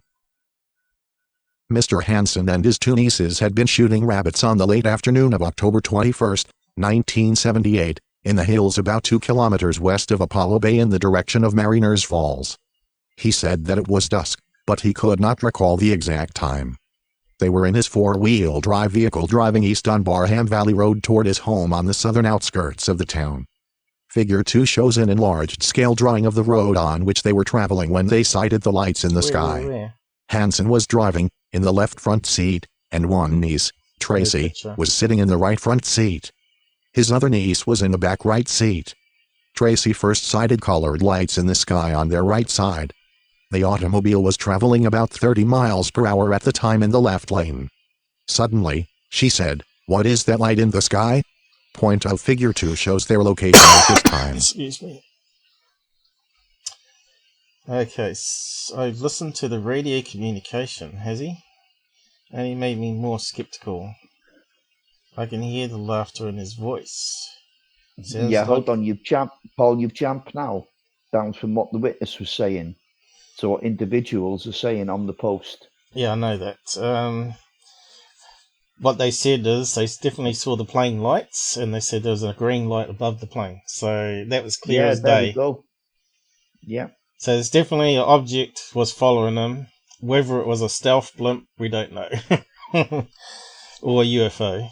But I suppose it's still unknown as far as we're seeing. But yeah, I'm just seeing what this idiot... He reckons he sounds like he's got laughter in his voice. Well, has he even heard the original transcript? I don't know if he has. Sounds like he was pulling a prank. Excitement, he reckons. But it's one that's cost him his life if he did. That's what he was doing. Oh, he's hiding out on the island till today with his mistress. Who knows? But someone would spill the beans by now, probably. Of course. This is based on accounts of the witnesses as a kid, as I saw in real life many times years ago. I thought was extremely huge, was actually quite normal. When I revisited the house location, I think the mind can play tricks on everyone. What the witnesses saw that night, years later, they thought the green light was huge. In reality, it could go back to that night. It probably wouldn't have seemed as big as they imagine it now. Of course, now they know that they saw the plane of the pilot that disappeared. Now they know what he said, and the human, without doing it on purpose, might tend to think, maybe I did see a green light that night. So they're saying they've been influenced by the publicity of the case to what they actually saw. The witness's brain is trying to connect. Yep, okay. The green light they thought was huge was really not that big. But what was it then? They said it was definitely above the plane, so... Yeah, just like the pilot described. I'm skeptical, so we've got another skeptic here in most things, and I'm glad he debunks as he does, but he seems too smug for someone that just cherry picks the data he can explain and ignores the rest. Yeah, so he ignored the eyewitnesses, which is generally what debunkers generally do, don't they? Of course, yeah. Or attack the witness. They can't attack the data, attack the witness. Yeah. The fact is, in all cases of the unexplained, we did not witness it, and the evidence as such can only suggest hypothesis, which is what we've done. Well, that's it. We can move on, I think. So it's a good case, still unknown, but the next one's also in Victoria. Have we got a location in Victoria, though? Yeah, there's just one thing if you can briefly go over this, Paul. I'll post it now. Right. Oh God, why am I? So this woman here we use for the thumbnail. That's right. And she's got a ducty drawing. I've left a link there anyway, Paul. Doesn't look like the alien eyes thing because the eyes are too round. But that's quite interesting about the round eyes because that's very similar to the round eyes, very similar to the Hopkinsville one. So it's possible, although here there's another drawing for the case, 1993, and they got red circular eyes. Again, it's very similar to the Hopkinsville, what do you call them? The goblins. Yep. So goblins. So this one sounds like it's the goblins again. Well, I don't know about that. We'll wait to see till we get to the case. Okay. And that's it's been featured on the X-Files, or they've used some of it. Okay, so we got the link here for YouTube or what? Looks No, like... no. It's Oh, UFO so Insight. have we got a location, like a street address or town? You don't need that. So it's not about the case. This Paul, just put it up. So where do you want me to go? Hang on. Hold on, That's where the are you last. now? That's the wrong one. Have I got the wrong link? No. You got the right link, Paul. Scroll up to the top, please. Yeah. That's the now, wrong what one. I'm going to point out here. No, it's not, Paul. It's the right one. No, this is the last case we looked at. Yeah, exactly. But it's not about the case itself. What it's about is about the history of the Bass, the Bass Strait, and how many planes and stuff have gone down missing over that area. So what I'm saying is, it's not an isolated case. That area had a history. This is the point of bringing it up here, okay? The Bass Strait Triangle. There you go. You like your triangles, because you had the Wells Triangle as well. Yeah, don't know why people call them a triangle. So, what's the triangle area? Tasmania, Bass Strait, mainland. Doesn't really give us a triangle, the three coordinates though. Southeast coast, Bass Strait and Tasmania, by the looks of it. We've seen before Frederick, which we just covered. So where's it talk about her case? Is it down here? It's no, it's not about. This is not about her case. As I said, all I'm pointing out is that this wasn't an isolated incident. That several aeroplanes, boats have gone missing over that body of water. Well, let's just read out some of it then. It's quite significant, really. All right.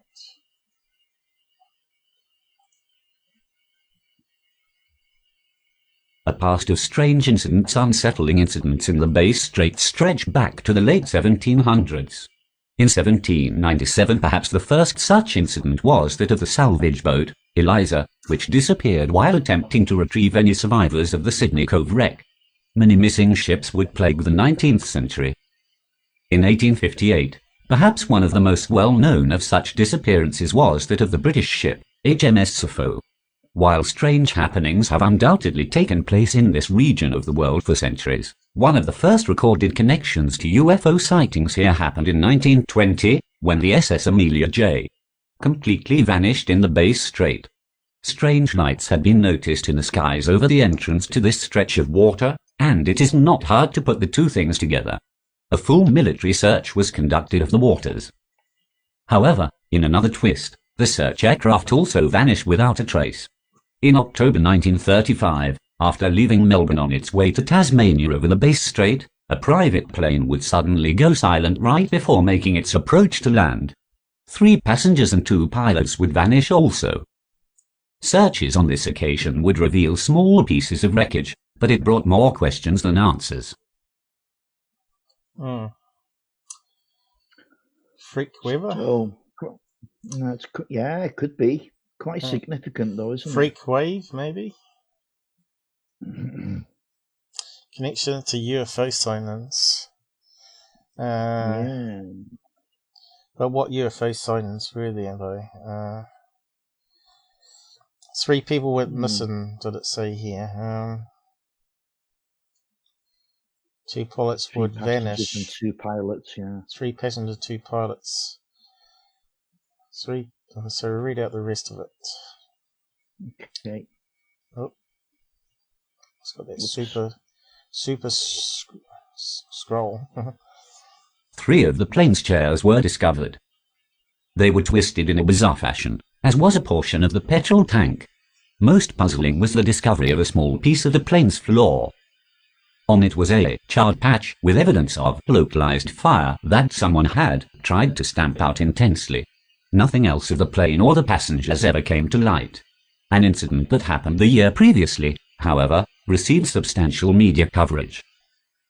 Okay, so it does sound like that one crashed.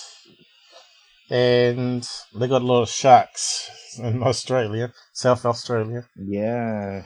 So I could see how the bodies could easily vanish. And they definitely found wreckage on that one, unlike the other case we were looking at. So, Yep. So that just shows that they do get wreckage from crashes or disappearances in the past. Absolutely. Yeah. So why haven't they found any for this other plane? Very strange.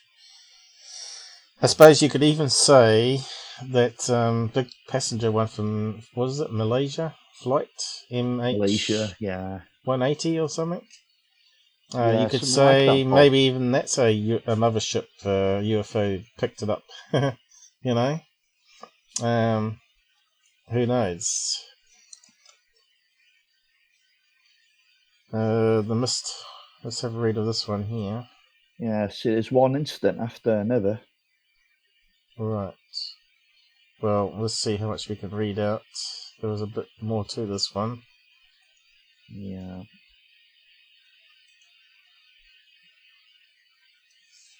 The Miss Hobart incident in late 1934. The Miss Hobart airliner would vanish without a trace over the mysterious waters. 9 passengers and 2 pilots disappeared with it. Weather conditions were perfect for flying, and the plane, a DH-86, was one of the most powerful planes of its day. What's more, experts assured investigators there was no way all 4 of the plane's engines would have stopped working at the same time. Even if this was the case, they would argue, the plane would still have been able to maintain height long enough to make an emergency landing. Searches would proceed along the strait, including the use of military warships and aircraft. However, not one piece of wreckage surfaced. Reports of the case at the time did mention strange aerial machines and inaudible humming. One of the official transmissions from Miss Hobart would state that they could hear the drone of a plane suddenly stop as the aircraft came towards them. Strange. Sounds like Close Encounters of the Third Kind movie, doesn't it? Mm-hmm. It's interesting, you know, when you research these cases, you end up finding things that you didn't know yourself. No, that's right. You I don't see thought you it was don't quite. yeah, you don't see it on TV shows. So they do like a quick summary and they just repeat the same old facts, right? Yeah, so you miss a lot, you see. So now we're starting to see more connections to the other case, right? Aha. It gives you a different perspective on things. So they have got lights in the sky, but could it be that it's because it's on the Pacific Rim there? Could it be related to earthquake lights, which would be green, I guess, white and green, like what do you call them?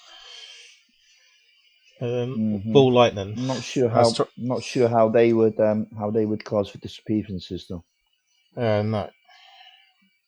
Unless it mucked around with the instruments on the plane, or It's not impossible. or it killed the batteries, or something that sort of, because the engines have to rely on spark, right? They have to rely on a generator.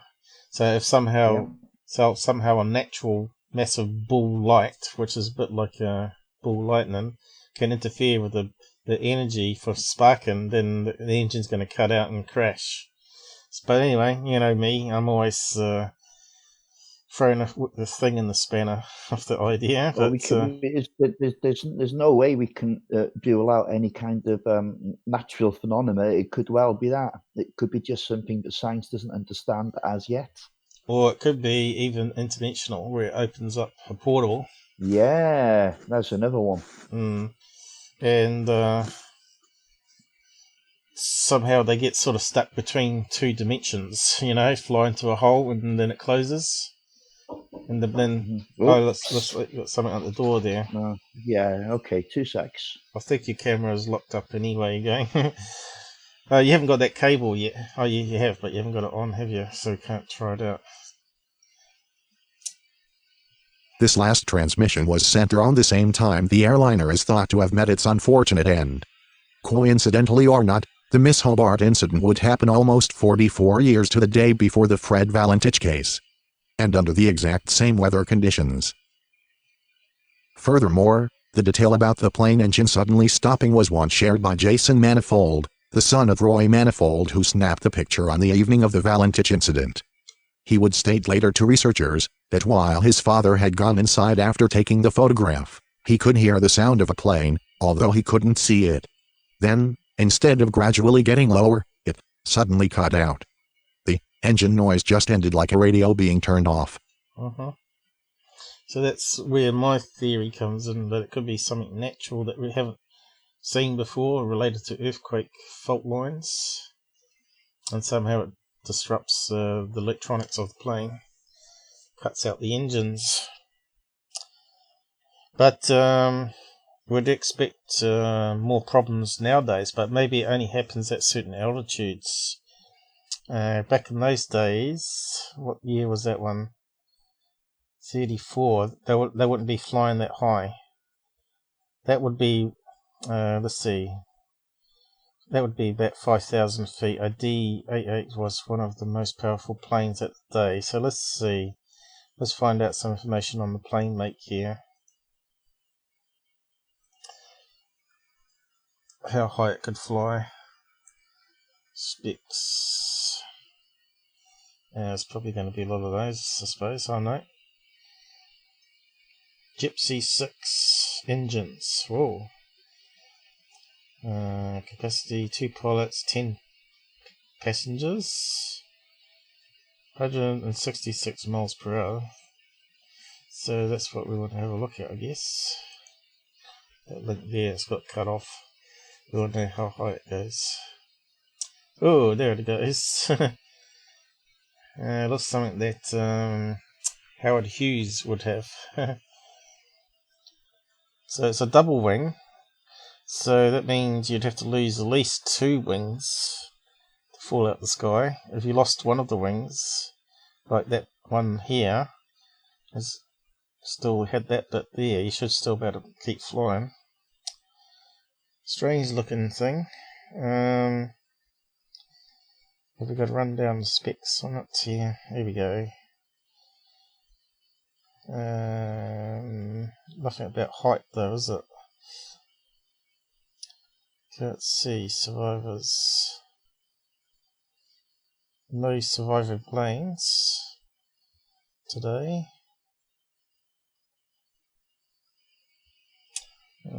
So we're not got the height there. How useless is that for? What's that? Did he have lint? Yeah,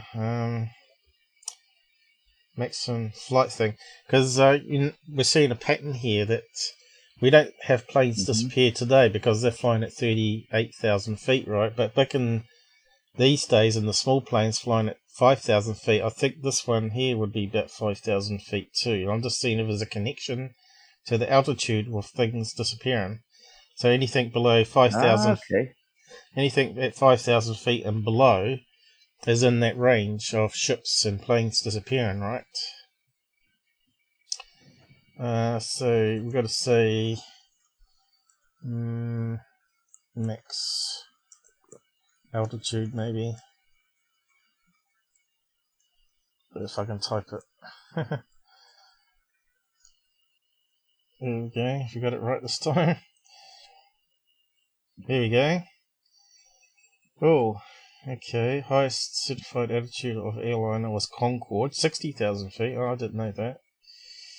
I think, yeah, I don't think you're looking at the right thing there. Oh, here we go. That's better. Aircraft was at its estimated height of 1,000 feet. That's not very high. That was prior to a crash. That's not its maximum ceiling, Paul. Yeah, I know. I'm just trying to find information. Everybody out there can get searching at the same time and post it on the side if you want to.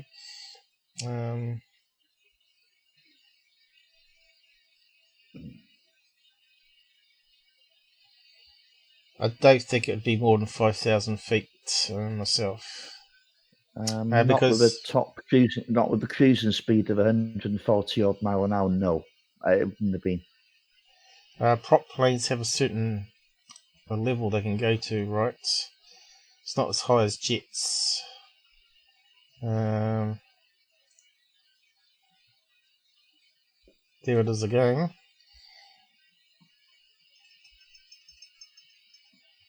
Looks kind of spacious compared to what you get nowadays.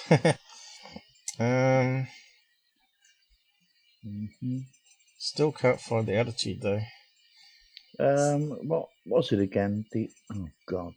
It's DH 86. Something like Howard Hughes would have been flying, right?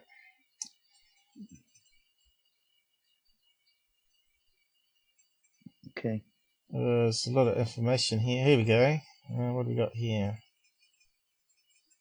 What's that saying there? No, it's not feet.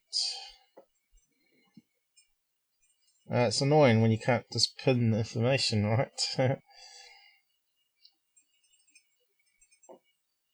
Well, what else would you look for? Ceiling cap? Maybe if you put in performance. I don't know. Ceiling, altitude, ceiling cap. But I think it's going to be. Yeah, it's only got a maximum range of 766 miles. So there's no way. Oh, here we go. It's going to be surface ceiling, 17,000 feet. Yeah. Okay. So that's above the 5,000 range. Yeah. So I don't know whether that's its maximum ceiling. Yes. Yeah. What's the normal? I don't know if it would have. I don't know if they've operated at that level. Yeah, it's true. And of course, we don't know if it was coming into land and at lower altitude as well. We need to know that information. You see. Yeah. There's that. Yeah. So yeah. So we don't have that information here, I don't think. But yeah, this is the thing. When you look at one case and then it sort of spirals out that you want to find out more information about it to be able to link it into the other cases, because that's what it's called, researching. You know, and suddenly you start to see patterns. So let's have a look at the next one then.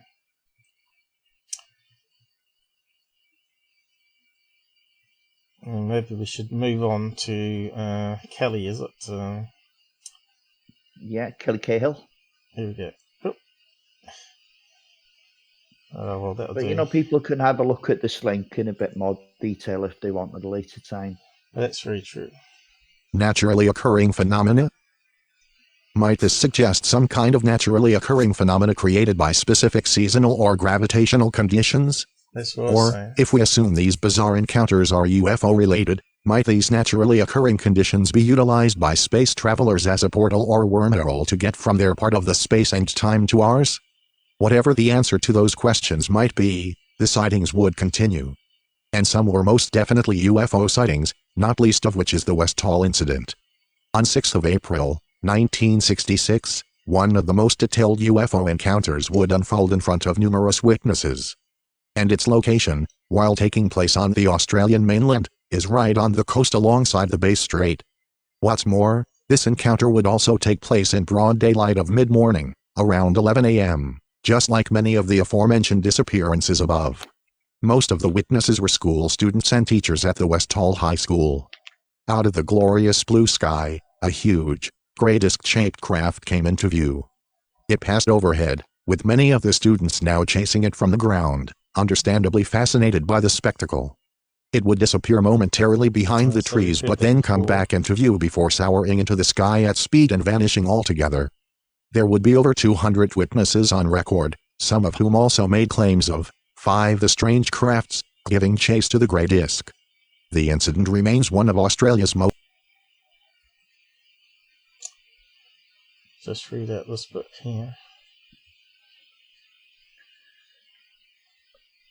What was it not playing now? They killed it. That's it. There are regular reports of strange lights above the treetops and heading out to the Bass Strait. Many more go unreported, but locals talk openly about them. Strange humming noises usually accompany the lights. The real-life instances of the area very much form the basis for the Australian television show, The Kettering Incident. One of the creators of the show, Vicky Madden, has many of her own sightings and remembers bizarre instances in the area while growing up. I've never heard of that before. You never heard of that? Yeah, there was 2 TV series they ran on that, and they were loosely based, underlined loosely 100 times, on an incident that happened in Tasmania, where a girl just disappeared. I don't think I've ever seen it on TV here. Yeah. When was it aired? A few years old now. I might have to look it up. 2016. How did I miss that? Yeah, not like you. Yeah, 2000. Well, that's when I started my UFO channel. Maybe I didn't have time. Okay. Yeah, so yeah, it doesn't say too much here. I'll look up that one, guys. I'll post a link to it. Probably can't get it anymore, probably. Unless it's pirated. I don't know if a lot of stuff like that you can't even download, they don't have always available, do they? It might even be on YouTube, it might be in like in crude quality. So you actually saw that whole series, did you? Me personally, Paul, no, I haven't seen a single episode, but I really want to see it. I only discovered it like you the other day when I was looking at this case. Well, you didn't PM me and say, can we have a look, see if we can find where this is? Oh well, this is Tasmania anyway. Yeah, disappearance of a young girl. What's this one here? I trust you to get me into this page. This one's going on forever. Well, at least we're covering it well. The second case shouldn't take too long, Paul. Okay. One included a strange disappearance of a young girl on Brunny Island who seemingly vanished into thin air. All of her possessions were still in her room, including her purse full of money. Soon after her disappearance, reports came of strange lights in the sky on the night she was last seen. There is still no answer to her location, according to UFO researcher Keith Roberts. An increase in UFO activity over Tasmania and around the Bass Strait was at its height in the 70s. Other researchers suggest that such otherworldly activity appeared to suddenly increase from the early 1950 seconds. While this would be in line with the UFO phenomenon, a global scale following such public incidents as the Roswell crash, some look to the increasing amounts of United States and, to a lesser degree, British military bases in the country. Okay, then we got military things, so we got to read out that book because I mentioned something about stealth blimps. But obviously this goes back way before stealth blimps would have been playing around with 1934, which more sounds like weather phenomenon or UFOs, right? So it's got to be one or the other. Yeah. Military, I don't think so. Not back then. No. Timothy Good. He's meant to be good, isn't he? Timothy. Yeah. Beyond top secret. Yeah. To get in touch with a military connection get it back to or military interest. Oh, right. Whatever the reasons for this increased and sustained military presence in Australia, including their own, and whether it has a connection to the many UFO sightings or not is open to debate.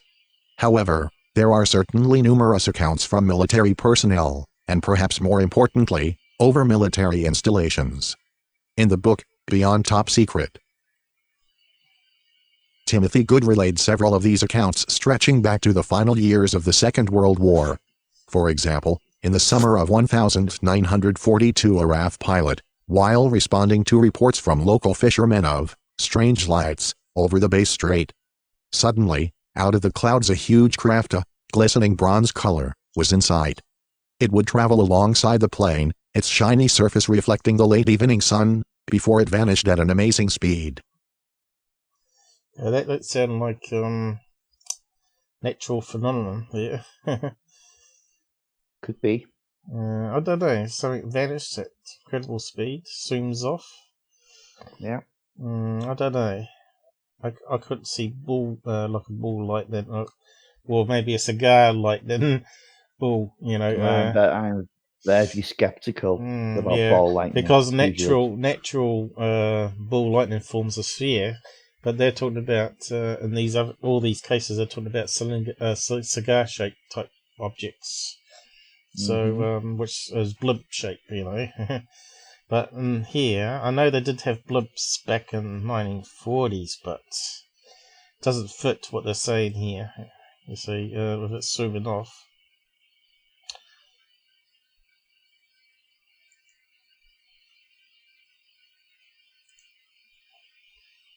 Around 18 months later.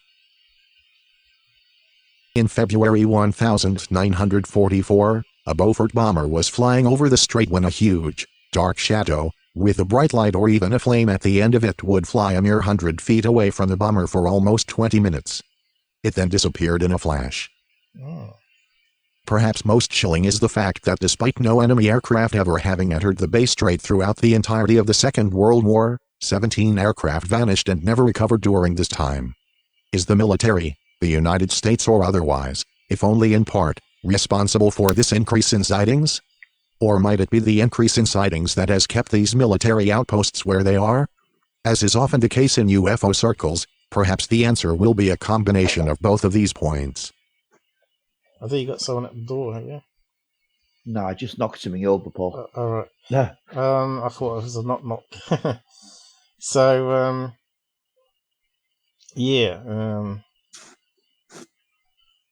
bright light or even a flame at the end. You know what that sounds like? That sounds like that 1942 sighting there. 1948 sighting that I've got. Which sounds very much... 48 in America. But this is for Australia, right? Over... They're talking about generally, or they're talking about over the strait here? Bass Strait. They're talking about over the strait, right? But there is actually a similar case with a torpedo-shaped silver craft with flame at the end, and it's called the 1948 case in America. And it was flying at the height of 1,000 feet, I think it was. I'd have to go this one here. This case here. I don't know if you've listened to it or not. They said it was a blimp, and I said, I reckon it's... I actually said that's bollocks. They said it was a meteorite or a blimp, and it's neither of those. It sounded like a ghost rocket. Well, they were 1946, weren't they? The Scandinavian ghost rockets. They were 1946. Yeah, but this is in America. Okay. That changes it. But even during 46, some of those so-called ghost rockets were seen over the States. Not many. Yeah, but this one, it was flying next to their plane, apparently. There was a propeller plane flying at 1,000 feet, I think it was. Not very high up. And it had windows, like Buck Rogers, you know. Or what's the other one? Flash Gordon. So go and check out that one, if you haven't seen it. It's an interesting case. So it sounds very similar to that one we just read out here. Had flames coming out the back of it as well. And then they said it accelerated and went upwards into the cloud layer and disappeared. And that doesn't sound like a normal meteorite, not at 1,000 feet. Maybe if it skimmed off the atmosphere, right? That could be a meteorite or a comet that's grazing and then spinning back out into space. But this sounded like... they reckon it was like space tourists coming down, having a watch, and then flying back out again. Yeah, it's kind of strange. I'll tell you what, some of those old 40s to 50 cases are some of the best ones, right? So we finished with that 40s, one now. 50s, 60s, I love them. Yeah, we can leave that one now, Paul. Yeah. So we're trying to find out about... Kelly Cahill abduction. I'll drop you a tab now, okay? Okay. Where are we? Kelly Cahill. So this is what we normally do when we do research anyway. If we're not doing it live, we sort of do that behind the scenes. And then what you do is you compile all the things that you see connections with, or what I used to do. I used to spend a couple of days doing it, and then I'd make an episode, which would take me 4 to 8 hours to do, which would end up being like 16 minutes long. And so that's good though, working with other people looking at the same case, because you see things different ways than if you do it yourself.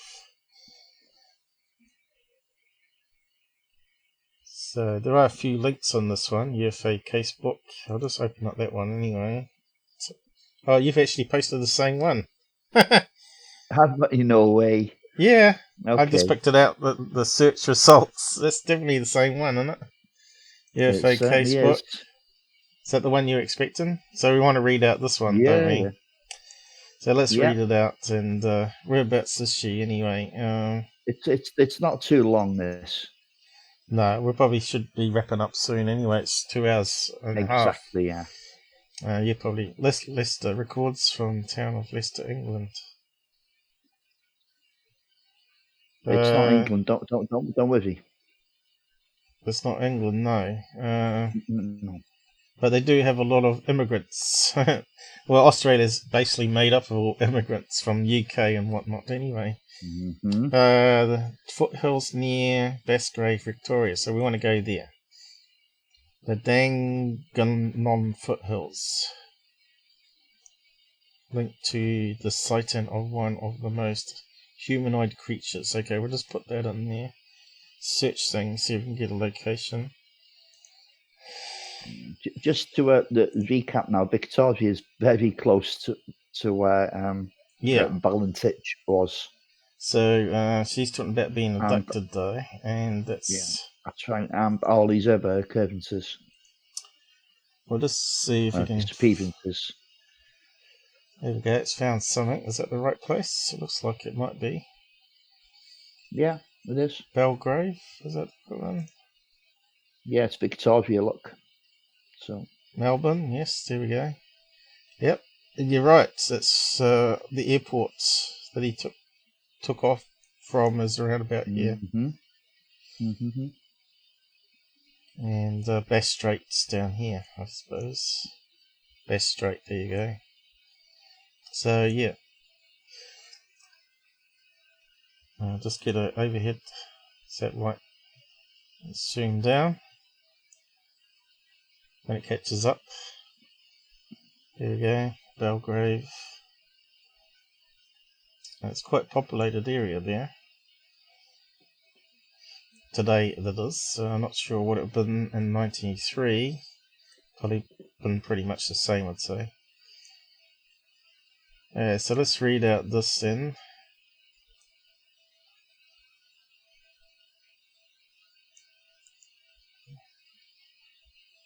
These creatures sound very similar to the Hopkinsville Valley. Not so much, you know. You don't think so, with the red eyes? No, I don't think so.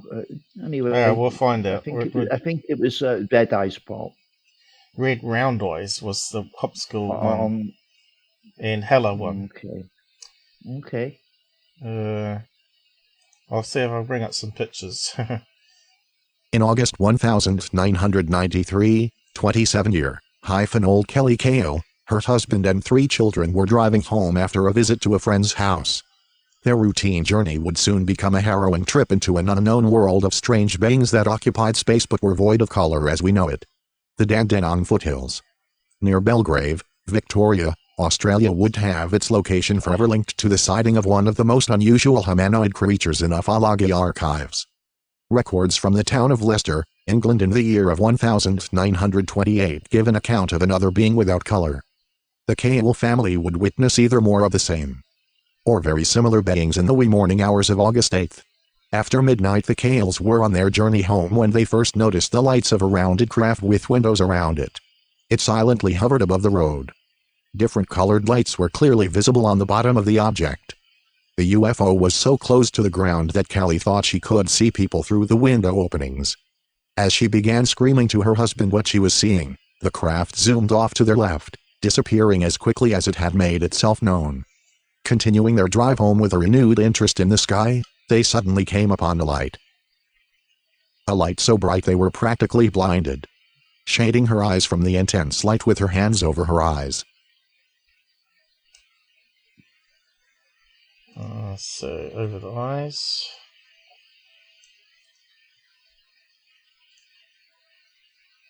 Kelly begged of her husband.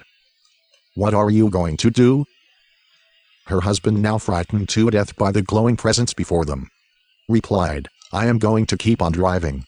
Within what seemed only a second or two, Kelly was now very relaxed, suddenly calmed by the disappearance of the intense, glowing light that had turned night into day for a brief few moments.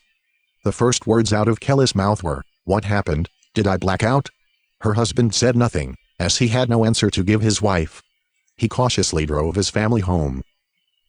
Upon their safe arrival, Kelly could smell a foul odor, like vomit, and she suddenly felt as though something was missing from their drive home. Something was missing. An hour or so of time had vanished from her and her family's life. Okay, so I assume these are the drawings that she did, was it? Yeah, so this is where they differ from the Kelly incident. She said they actually have no ears. She said hold on. She said they actually had no colour either. They were devoid of colour, so they were dark in appearance, but she could make out the outline. But as I said, it was quite spooky to look at. Yeah, but that might be because they got black skin tights on this time. Where the Hopscotch ones had big ears, right? I can see where you've got the comparison from, but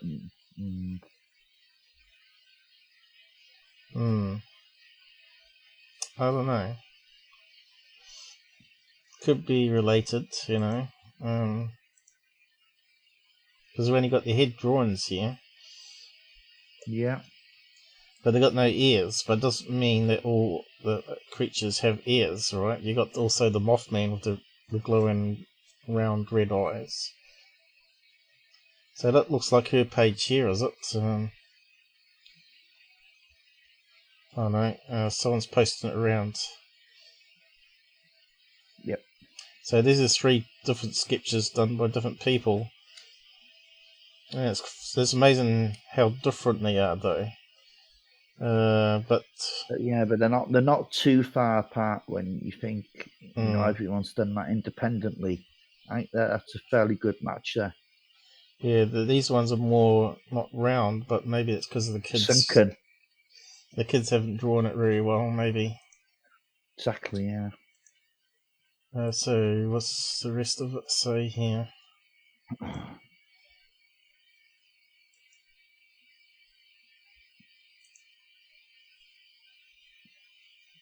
That night, as Kelly undressed for bed, she noticed a strange triangular mark on her navel, a mark she had never seen before. It must have been created early this every night. But how? And why? And most importantly, by whom? Kelly suffered from general malaise for the next 2 weeks, and was taken to the hospital on 2 occasions, one for severe stomach pain, and another for a uterine infection. Kelly would soon begin to remember details of that fearful night, and without any outside aid such as regressive hypnosis, or counseling. She recalled the object they had seen in a slightly different place than she first remembered. It was hovering in a gully, and the UFO was big. She estimated it at 150 feet in diameter. She could also recall that when the object was first spotted, her husband had stopped the car, and both her and her husband had gotten out of the vehicle, and walked in the direction of the massive craft, without fear.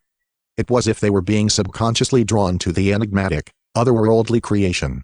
To their surprise, they noticed another car stopped on the side of the road. As they walked down toward the craft, they saw a creature unlike either of them had ever seen before. Okay, now we're getting into it. It was black, not a black colour. So let's just read out that bit then. Yeah.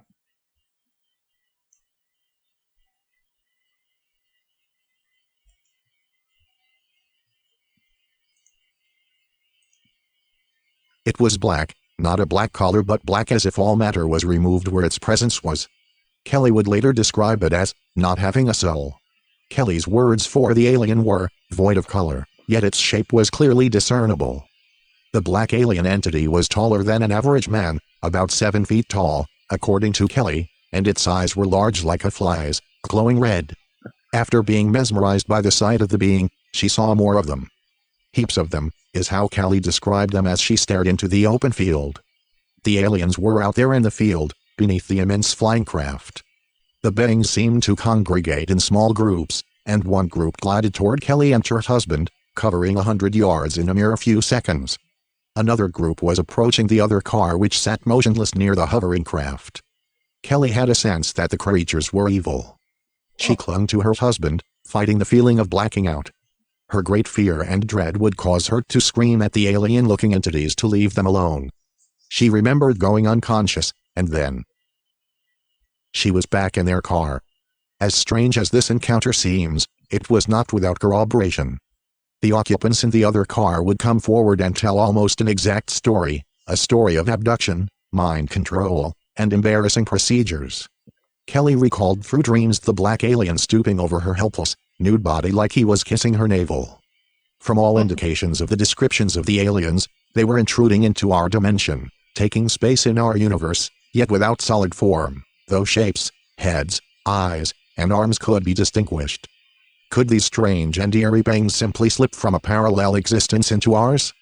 Or were they from an off-to-distant future? The account of Kelly Cahill has been examined and re-examined by many researchers. Many theories have been put forward, but nothing new has been uncovered. Nothing has been proven, or disproved. Kelly Cahill was considered a reliable, honest person by those who knew her at the time of this strange sighting. Her case is considered legitimate by many UFO investigators. So, I got from the sense there that she might be a Christian, religious again. The demons part of it, evil. Well, yeah. But I don't know if that's the case or not, but that's what I got from it. Yeah.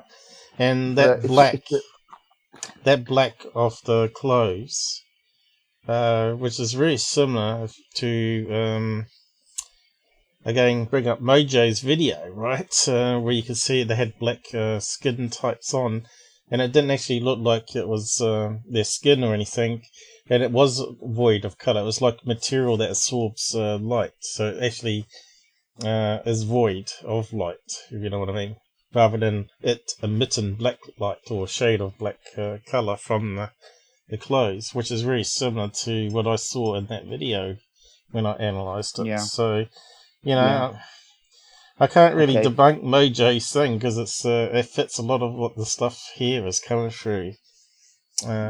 Still, that's fair enough. That was a good case, that. But anyway, there's something important we need to take in on this case now. Mm. The memories came back without regression, didn't they?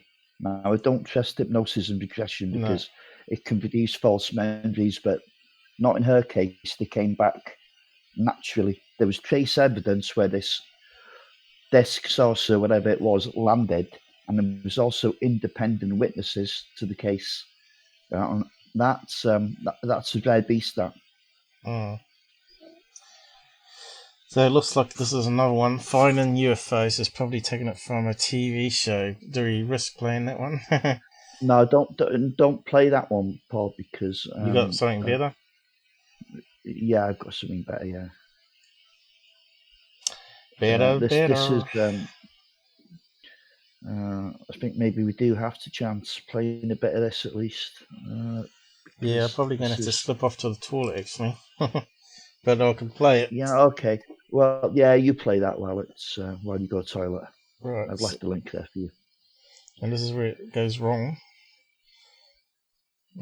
Copy link. Yeah. Yeah, I've got to chop off the front bit or something. It always changes it, see? Puts the word studio instead of WW.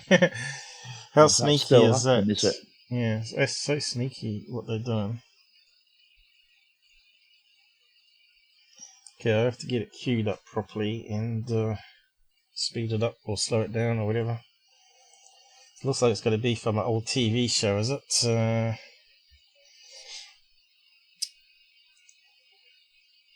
Oh, not very high quality. No, not. 240p. It's obviously been ripped off TV or something. It's not too bad though. Okay. Cats. Be between 6 and 8, I would assume. Okay. They're fairly intense, or? Yeah, they're very close together as well. Right, okay. 4 years ago, Kelly Cahill was a mother and housewife with no interest in spaceships or aliens. Now she's using technology to reconstruct images of her own encounter. It does give the idea of the lights there, but, you know, the brightness of the light, it gives a good impression, except that the colour doesn't seem right. Kelly's account starts in August 1993. My husband and I were driving up to my girlfriend's place in Monbulk, which is in the Dandenong Mountains. We were driving on Belgrave Hallam Road, and it was just on dusk. I saw what I thought was round orange lights in the field. It looked unusual to me. Later that night, retracing their route home, Kelly noticed something else unusual. It's about a kilometre or so in front of us, about twice the height of the treetops. We could see this object, which at first I thought was a blimp. It had the shape of a blimp, but it was light. As we got closer to it, the light seemed to sort of separate, and it was actually these a row of round lights, and they were orange. It appeared like there was silhouettes standing in these round orange circles, like people, but you could only see the black outline. Well, I just said to my husband, look, there's people in there. And the minute I said that, it shot off to the left of us. Within 1 or 2 seconds, it was gone completely. About a kilometre or two further down the road, as we kept driving, I came across what, at least what I thought was a screen or a wall of light across the road. And my heart started racing and the adrenaline was sort of pumping through my body, and I'm thinking, we've just seen us back down there, we're in for, you know, a close encounter. Then the next instant, nothing.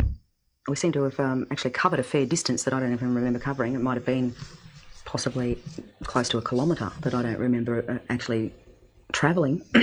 There was no light. There was nothing blocking the road. Yeah, Kelly says it wasn't until weeks later she remembered actually getting out of the car that night. That looks all right. Then I saw that there was another car that had pulled up 100 metres down the road. Then I walked around the front of the car to where my husband was standing on the other side, and we started walking across the road together.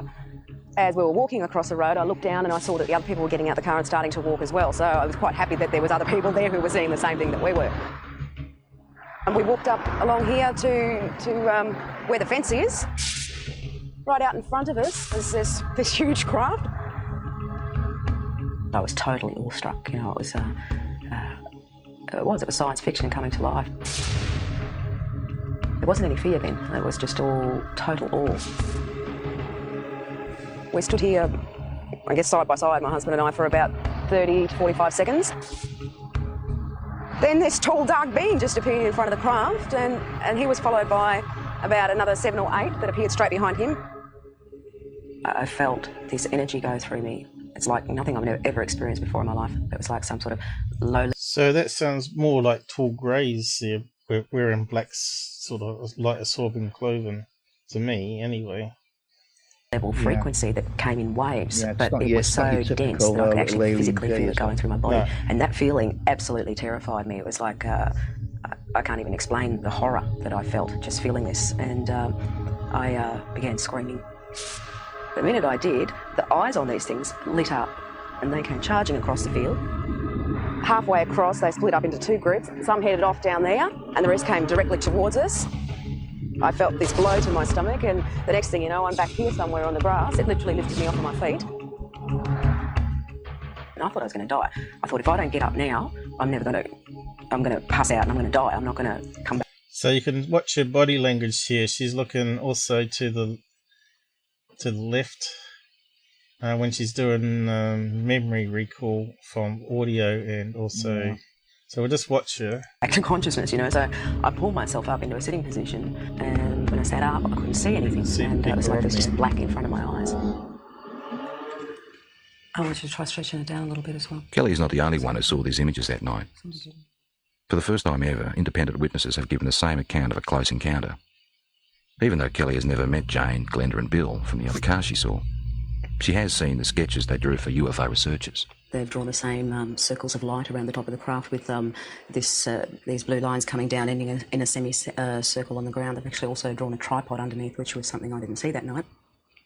It becomes very clear then that we were all looking at the same thing and that it wasn't your average saucer-shaped craft. And basically, the second party were able to draw sketches of the beings very similar to the ones that I had, and they're not your usual little grey things that are, you know, media propaganda. I found a small red-coloured equilateral triangle underneath my navel, which I guess in reality provoked only a minor curiosity at the time. It was oddly geometric, and I did wonder, you know, how something like that could get on me that looked like a burn. Was she a UFO buff before the incident, do you know? No, not at all. Absolutely no previous interest in UFOs. So obviously she's doing the tours now, like most of these people end up doing. I don't know. She's not.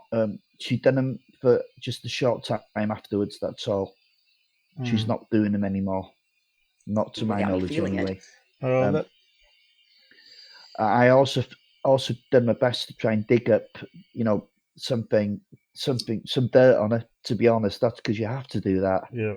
You know, and I could not find a single thing that went against her. Not a single thing. Not one article. Right. At UFO conferences, where Kelly is now a keynote speaker, she adds strength to her own story by showing photographs of physical marks left on one of the other women. Oh, here we go. Got a picture in the background there. 3 dots, is it? Maybe 4 dots, maybe. That's happened a lot in abduction cases. Yeah, the dots where they take samples. Yeah. Let's see if we can get closer to it. It's not a triangle though. She said it's a triangle. I'm not seeing a triangle there. But the triangle mark is common. Maybe it's maybe you can't see it, but maybe it's just above the ruler there. Maybe. That's what I was thinking. Yeah, I don't know. Or just below it. Yeah, it's a bit hard to tell. We're all left with triangular marks under our navels, but the ones that were marks that were actually photographed. The first one came from Glenda, which is it's a series of 3 so it's small... 4 dots, like 1, 2, 3, 4, forms a triangle pattern. Okay. Red dots along the inner thigh, and both Jane and Glenda were marked with these dots. I wasn't. Glenda had a ligature mark around her ankle, which is quite severe bruising. It looked like she'd been strapped down to something. Yeah. UFO researchers have also reported finding physical traces at the site where all witnesses said the encounter happened, particularly in relation to where the craft landed. Inside that semicircle was actually a triangular formation of 3 points spaced 6 metres apart, which correspond with the tripod that was drawn underneath the girl's craft. To this day, Kelly still doesn't know exactly what happened to her that night. Tried a little bit. Her most vivid memory is the fear that she felt. That's very good. It's finally come out to what I'm looking for. And I think a lot of people, you know, might have experienced the fear in a nightmare when you're being chased or something like that, and it's a terror that you feel that, you know, sometimes can wake you up or whatever, but it's absolutely horrifying when you're dreaming it. And that's exactly what I was feeling while I was totally awake. That sort of terror, actually having to feel it while you're conscious and physically awake and feel it as a reality is like a living nightmare, like a nightmare had come to life. So she said they were more like fly eyes, right? So it doesn't quite fit the Hobsonville one. No, does it? I didn't think that was ever too good a match, to be honest. Yeah, it's similar, but not a perfect match. Alright, so where do we go from here? That's it, I suppose, is it? Not exactly, no. I've got one more link if you've got time, Paul. Oh yeah, but we should wrap it up soon because it's getting a bit long. You can always recap it next. You can recap some of it next live if we've missed anything. And damn it! to release something like that to someone, it comes flooding back, and you pause and question yourself. Yeah. Oops, and Lee made the howling cock then. He reckons she's too calm. Yeah, but you see, there was a lost opportunity here because those independent witnesses were found and interviewed. Ah. And yeah. Should have been well documented, this one. Yeah, I know. And they made the right cock up at the trace evidence as well. No. This could have been pretty conclusive if they'd have done this properly. Did they not take source samples? And they did, yeah, and they found some mineral anomalies, and also the grass that grew back over the burnt area was a different type of grass that was in the surrounding area. So I've left a link there. Just want to in Monbulk, which is in the Danger. Just want to go back and watch the body language again before I change it. Okay. Mountains. We were driving on Belgrave Hallam Road, and okay, she was looking upwards there. And it was just on dusk. I saw what I thought was round orange lights in the field. Okay, so if we got any more of her, here we go. I thought it was a blimp. It had the shape of a blimp, but it was light. As we got closer to it, the light seemed to sort of separate, and it was actually these a row of round lights, and they were orange. Alright, we're going to bring her back. It appeared like there was silhouette. Oh, there you go. She just looked upwards here. Micro look, if you watch it carefully. Maybe she's recalling standing in these round. Well, I'm just saying that means that she's recording the information. And orange circles, like people, but you could only see the black outline. I don't know. Well, I just said to my husband, look, there's people in there. And the minute I said that, it shot off to the left of us. Within 1 or 2 seconds, it was gone completely. About a kilometre or two further down the road, as we kept driving, I came across what, at least what I thought was a screen or a wall of light across the road. And my heart started racing and the adrenaline was sort of pumping through my body, and I'm thinking, yeah, she's looking. Just seen us back down there. She's up there recalling memory. We're in for, a close encounter. I think she's telling the truth. Anyway, we'll move on to the next one. Oh, we've lost you again. Hey, the tickers are working again. I wonder if the guys fixed it. But it's killed you off, Robert, for some reason. Oh. I think he's fixed it. He must have got my email. Yeah, let's just fix you up again. That's a new problem. We've not had that one before. But they're always changing software. That's the problem. On all these programs, there's still ongoing development. I'll just go drop you off and rejoin. And we'll get you back as quick as that.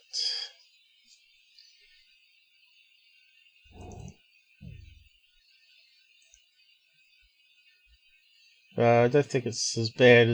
Are we back again? I think maybe you need to try that cable that you got. Yeah, I'm going to try it out tonight, Paul. Right.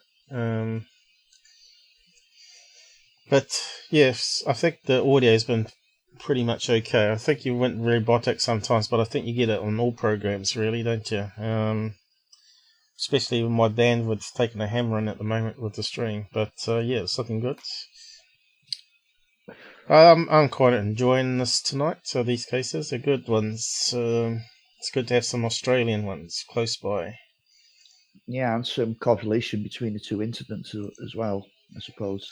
And there's another one you've forgotten there too. The West Hall one is in that same location. It's bang in the same location. Yeah. So that's interesting also. Oh yeah, the guy's just replied me back. Hang on, I just want to see what he's saying. Oh, ugh. Totally my bad. Fixed. Yeah. I'll just reply him back. Yeah.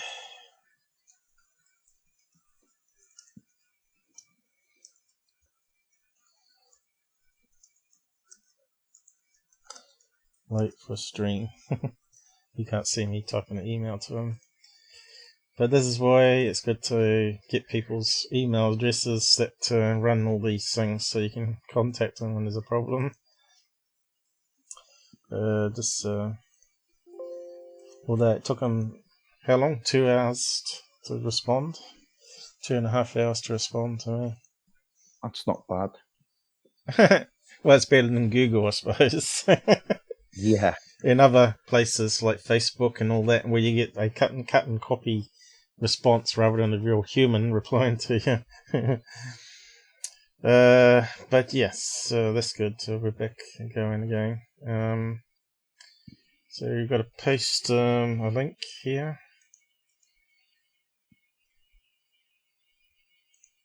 Is this another YouTube? I forgot to check. It looks like it might be. No, it's not. No. We'll finish off with this one, Paul. Got it. What do we got here? The Oz files. Need to scale it up a bit.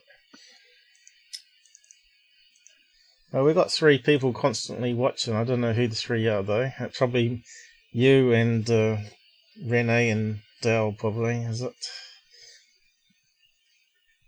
Someone hasn't clicked. Someone's not clicked the like button. Sorry. Someone's not clicked the like button. No, that might not have come through yet, but I think Renee's popped off. Yeah, he always falls asleep. I think it's a bad time for him, but that's all right. I think it's now that the Americans start popping on in the weekend, isn't it? What's it time over there in California at the moment? Let's do a quick check time. I think it'd be like 9 o'clock in the morning or something. Yeah, close to that. It's on the west coast, isn't it? Oh, right, here we go. 8 o'clock in the morning. Yeah, so they'll be getting up now, I see. Yeah, and New York is 10 o'clock, 11 o'clock, so those ones might be around. You'd think more people would be joining us, though, wouldn't you? So what are we going to read out here? Well, I think you can...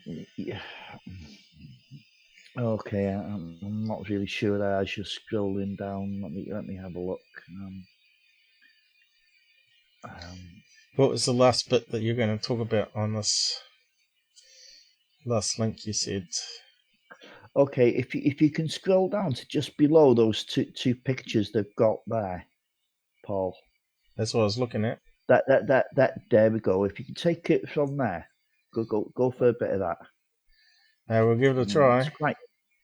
It's quite sad. We might run out of the computer voice, though.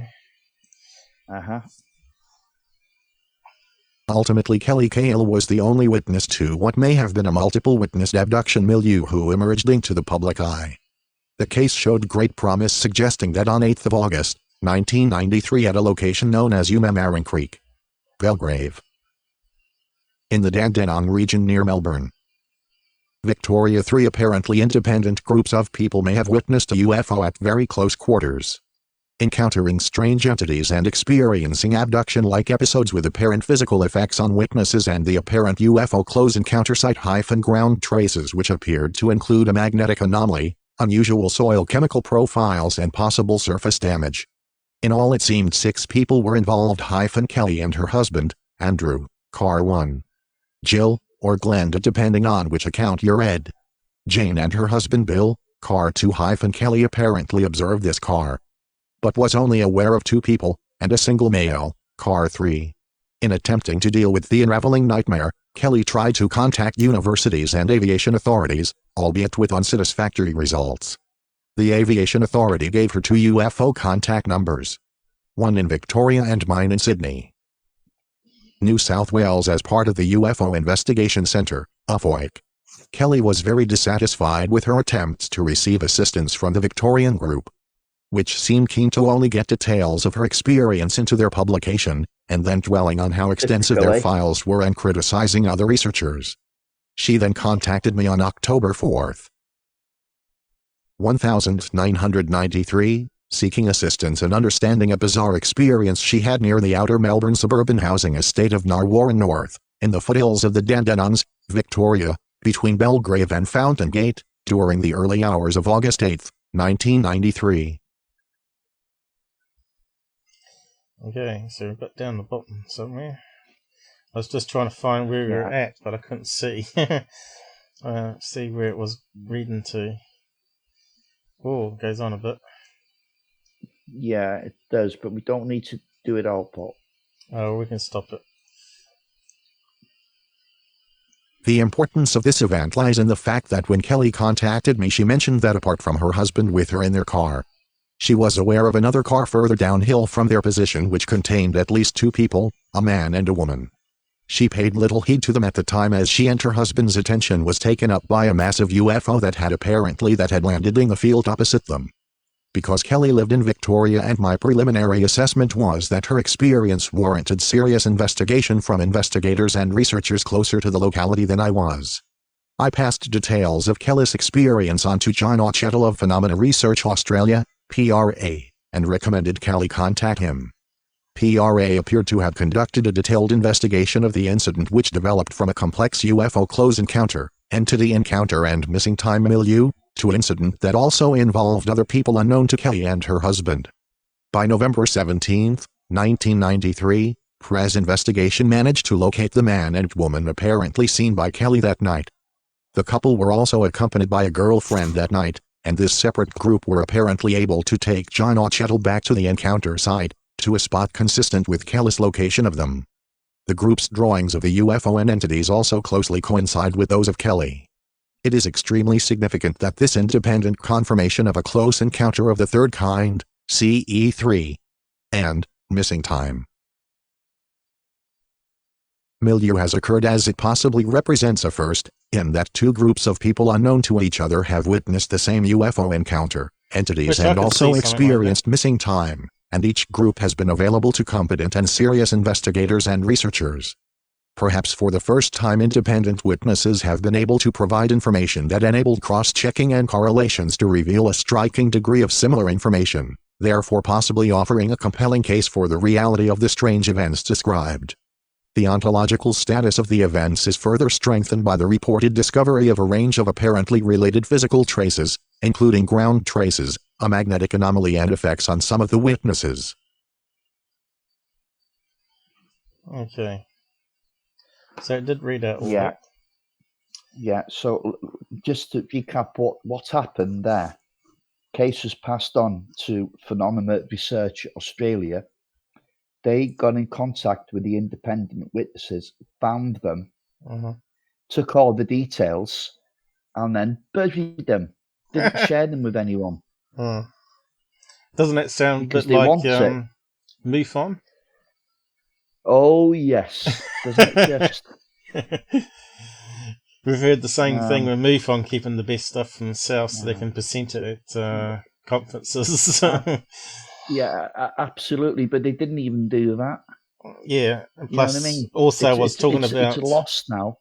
It's an opportunity missed. Yeah, I was also talking about the ERT group or Bob Hopkins group.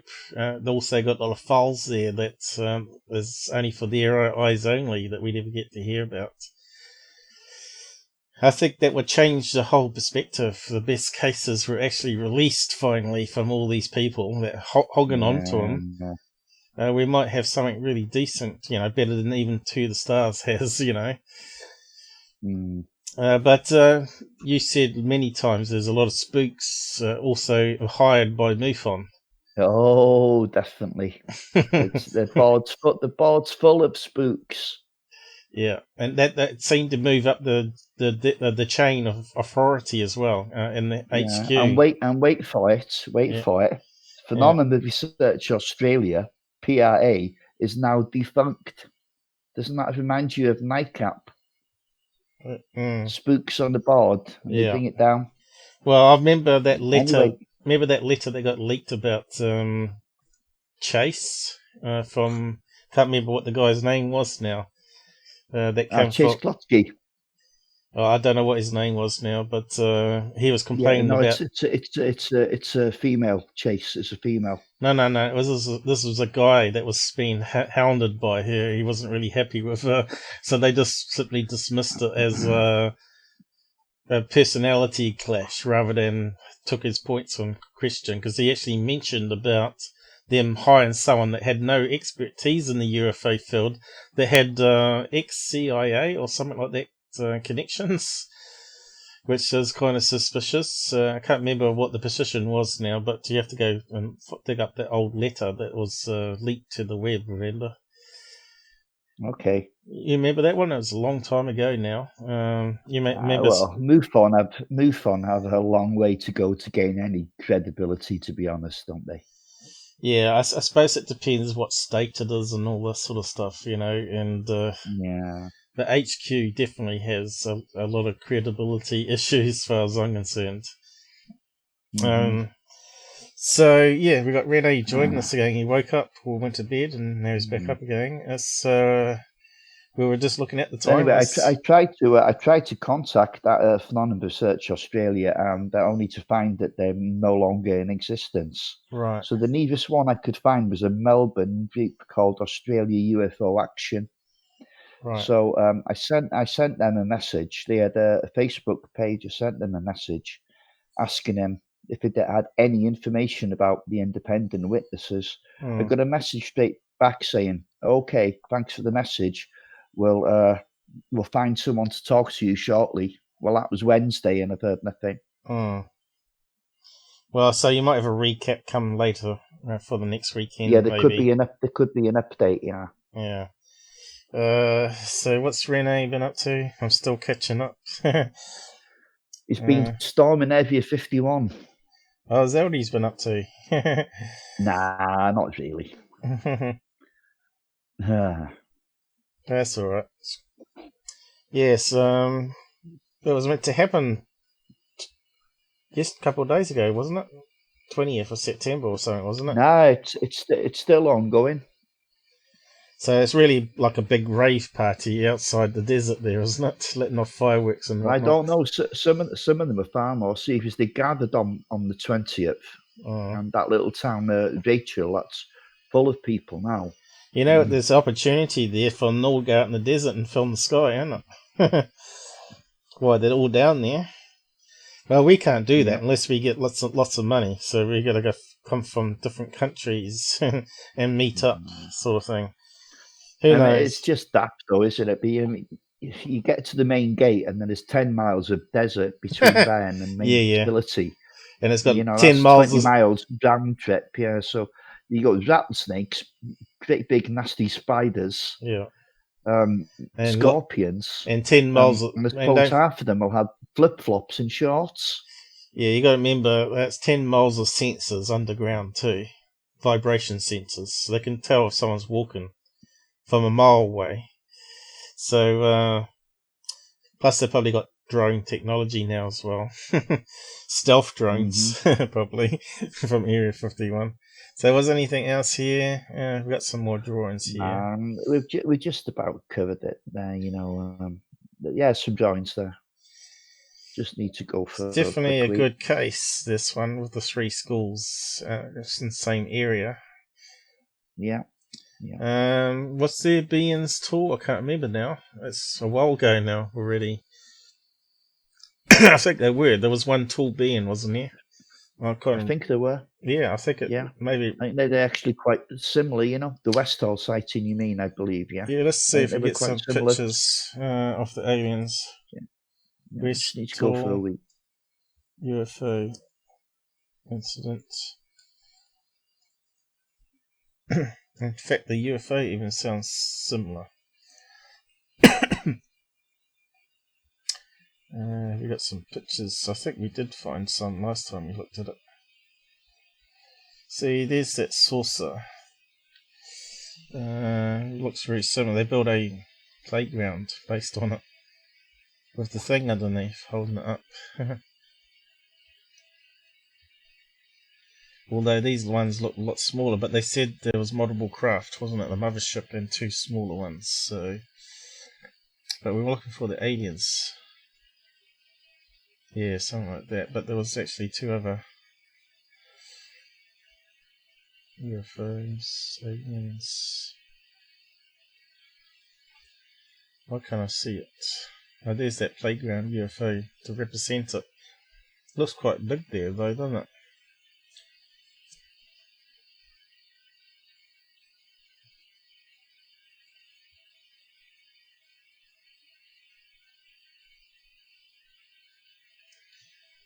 Oh, we're getting the alien pictures. I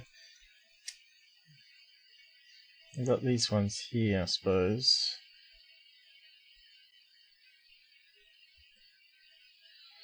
But then again, it was like only one person saw it, wasn't it? So yeah, I don't know.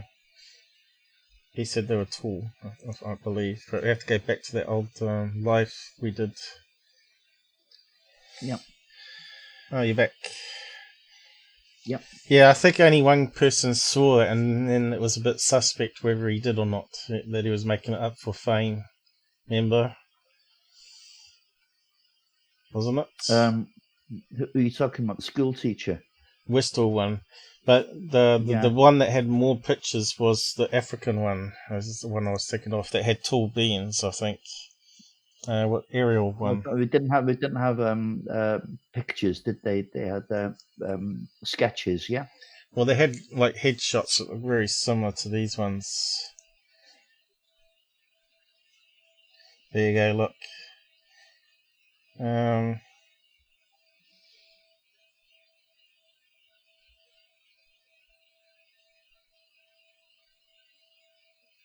Almost look like they got black overalls on, like they're talking about in that case.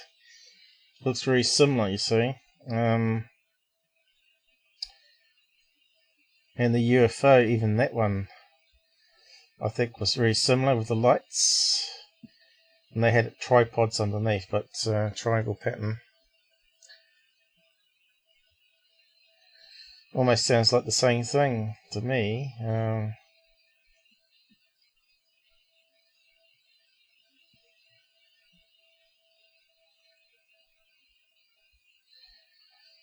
So there are a lot of connections between things. Oh, guess what? I got an email from, well, she's posted on a comment, Alison Morrison. She hasn't obviously joined our live.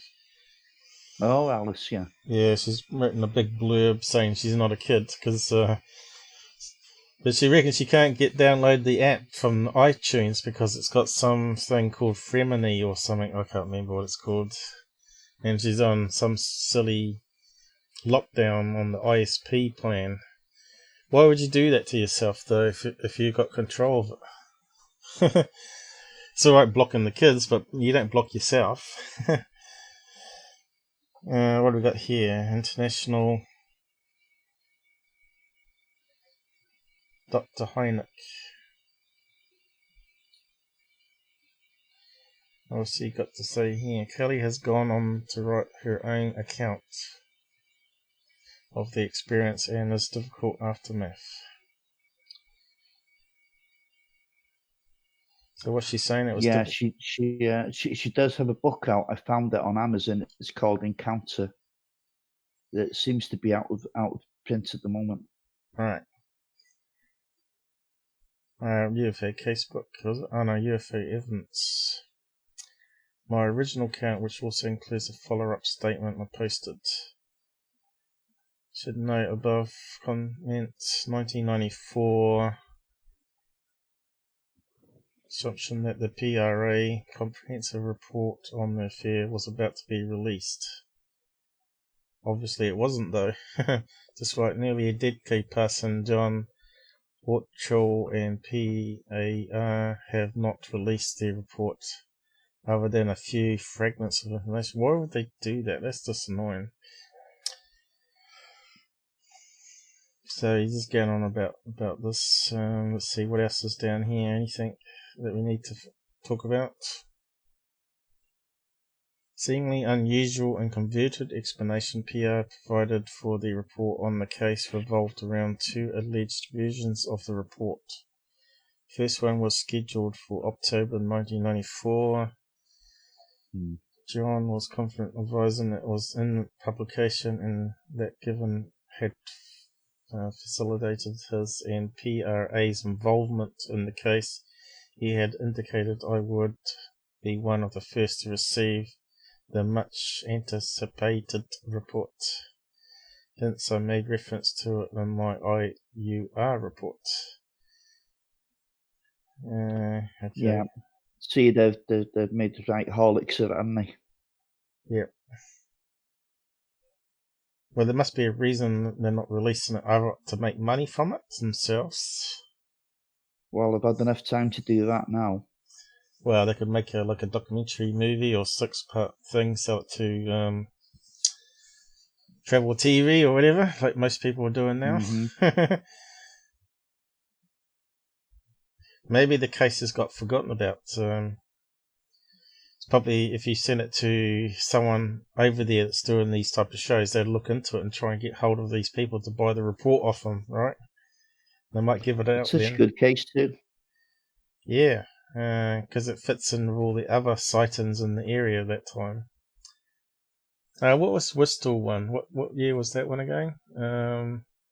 Westall was I think it was 91, wasn't it? So this one was 2 years after that one then. So it could be the same craft coming back again. So yeah, I kind of like this one too. Timothy Good, the Oz Files. He's the one that does the Oz Files, isn't he? Oh heck no! I was mixing that one up with the Welsh case. It was actually 1966, the Westall case. Right, so that was after this one then, 3 years after. But it still sounds like the same UFO to me. 1966, Paul. So that's well before. Oh, right. Oh, yeah, 66, yeah. That makes sense, yeah. Yeah, it's a long time ago. So maybe UFOs come and go in 30-year periods. Who knows? It's just a stitch in time, isn't it? Yeah. So yeah, I'm not sure. This goes on a wee bit here. More than any other part of the UFO mystery. I think we should just wrap up now. Let's see what they say down there. I think so, because I've been through the article and we've covered it now, you know. Yeah, we're just repeating stuff, but depending on any updates. I second Jim's comment. Let's see. Thanks for posting, Bill. Very interesting. What a fiasco. Yep.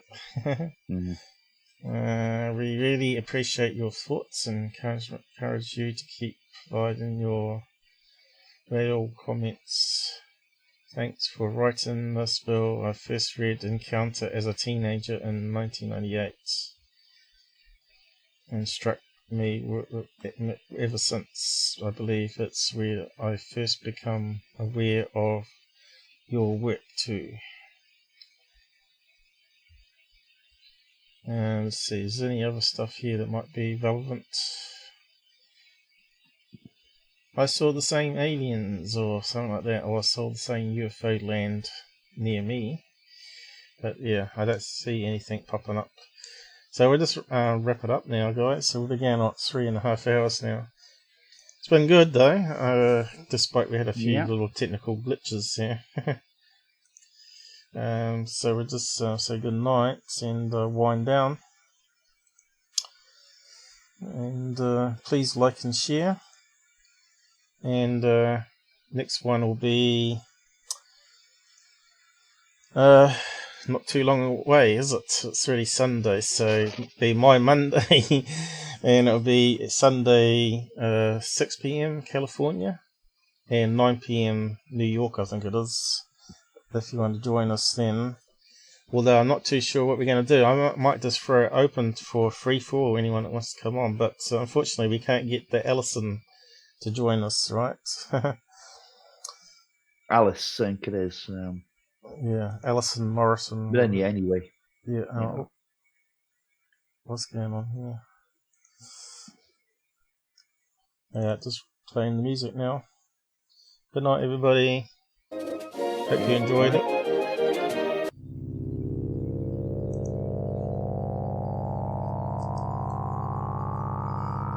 Better check the video. Sounds good.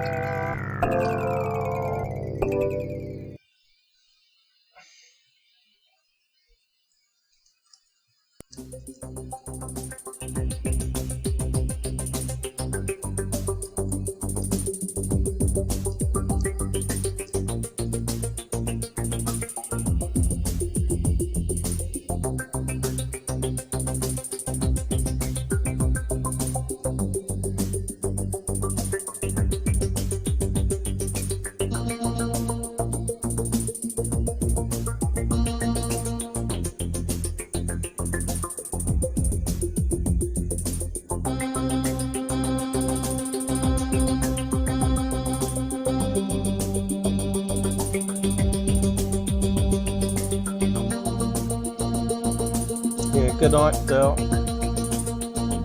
And Renee. Hardcore followers.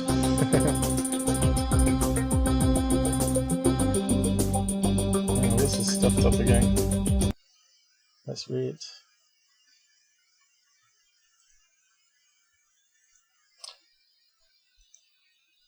Are you seeing my screen all right? Robert, you gone? That doesn't matter. I think he's gone. Oh yeah, that's right. It's working all right. I forgot.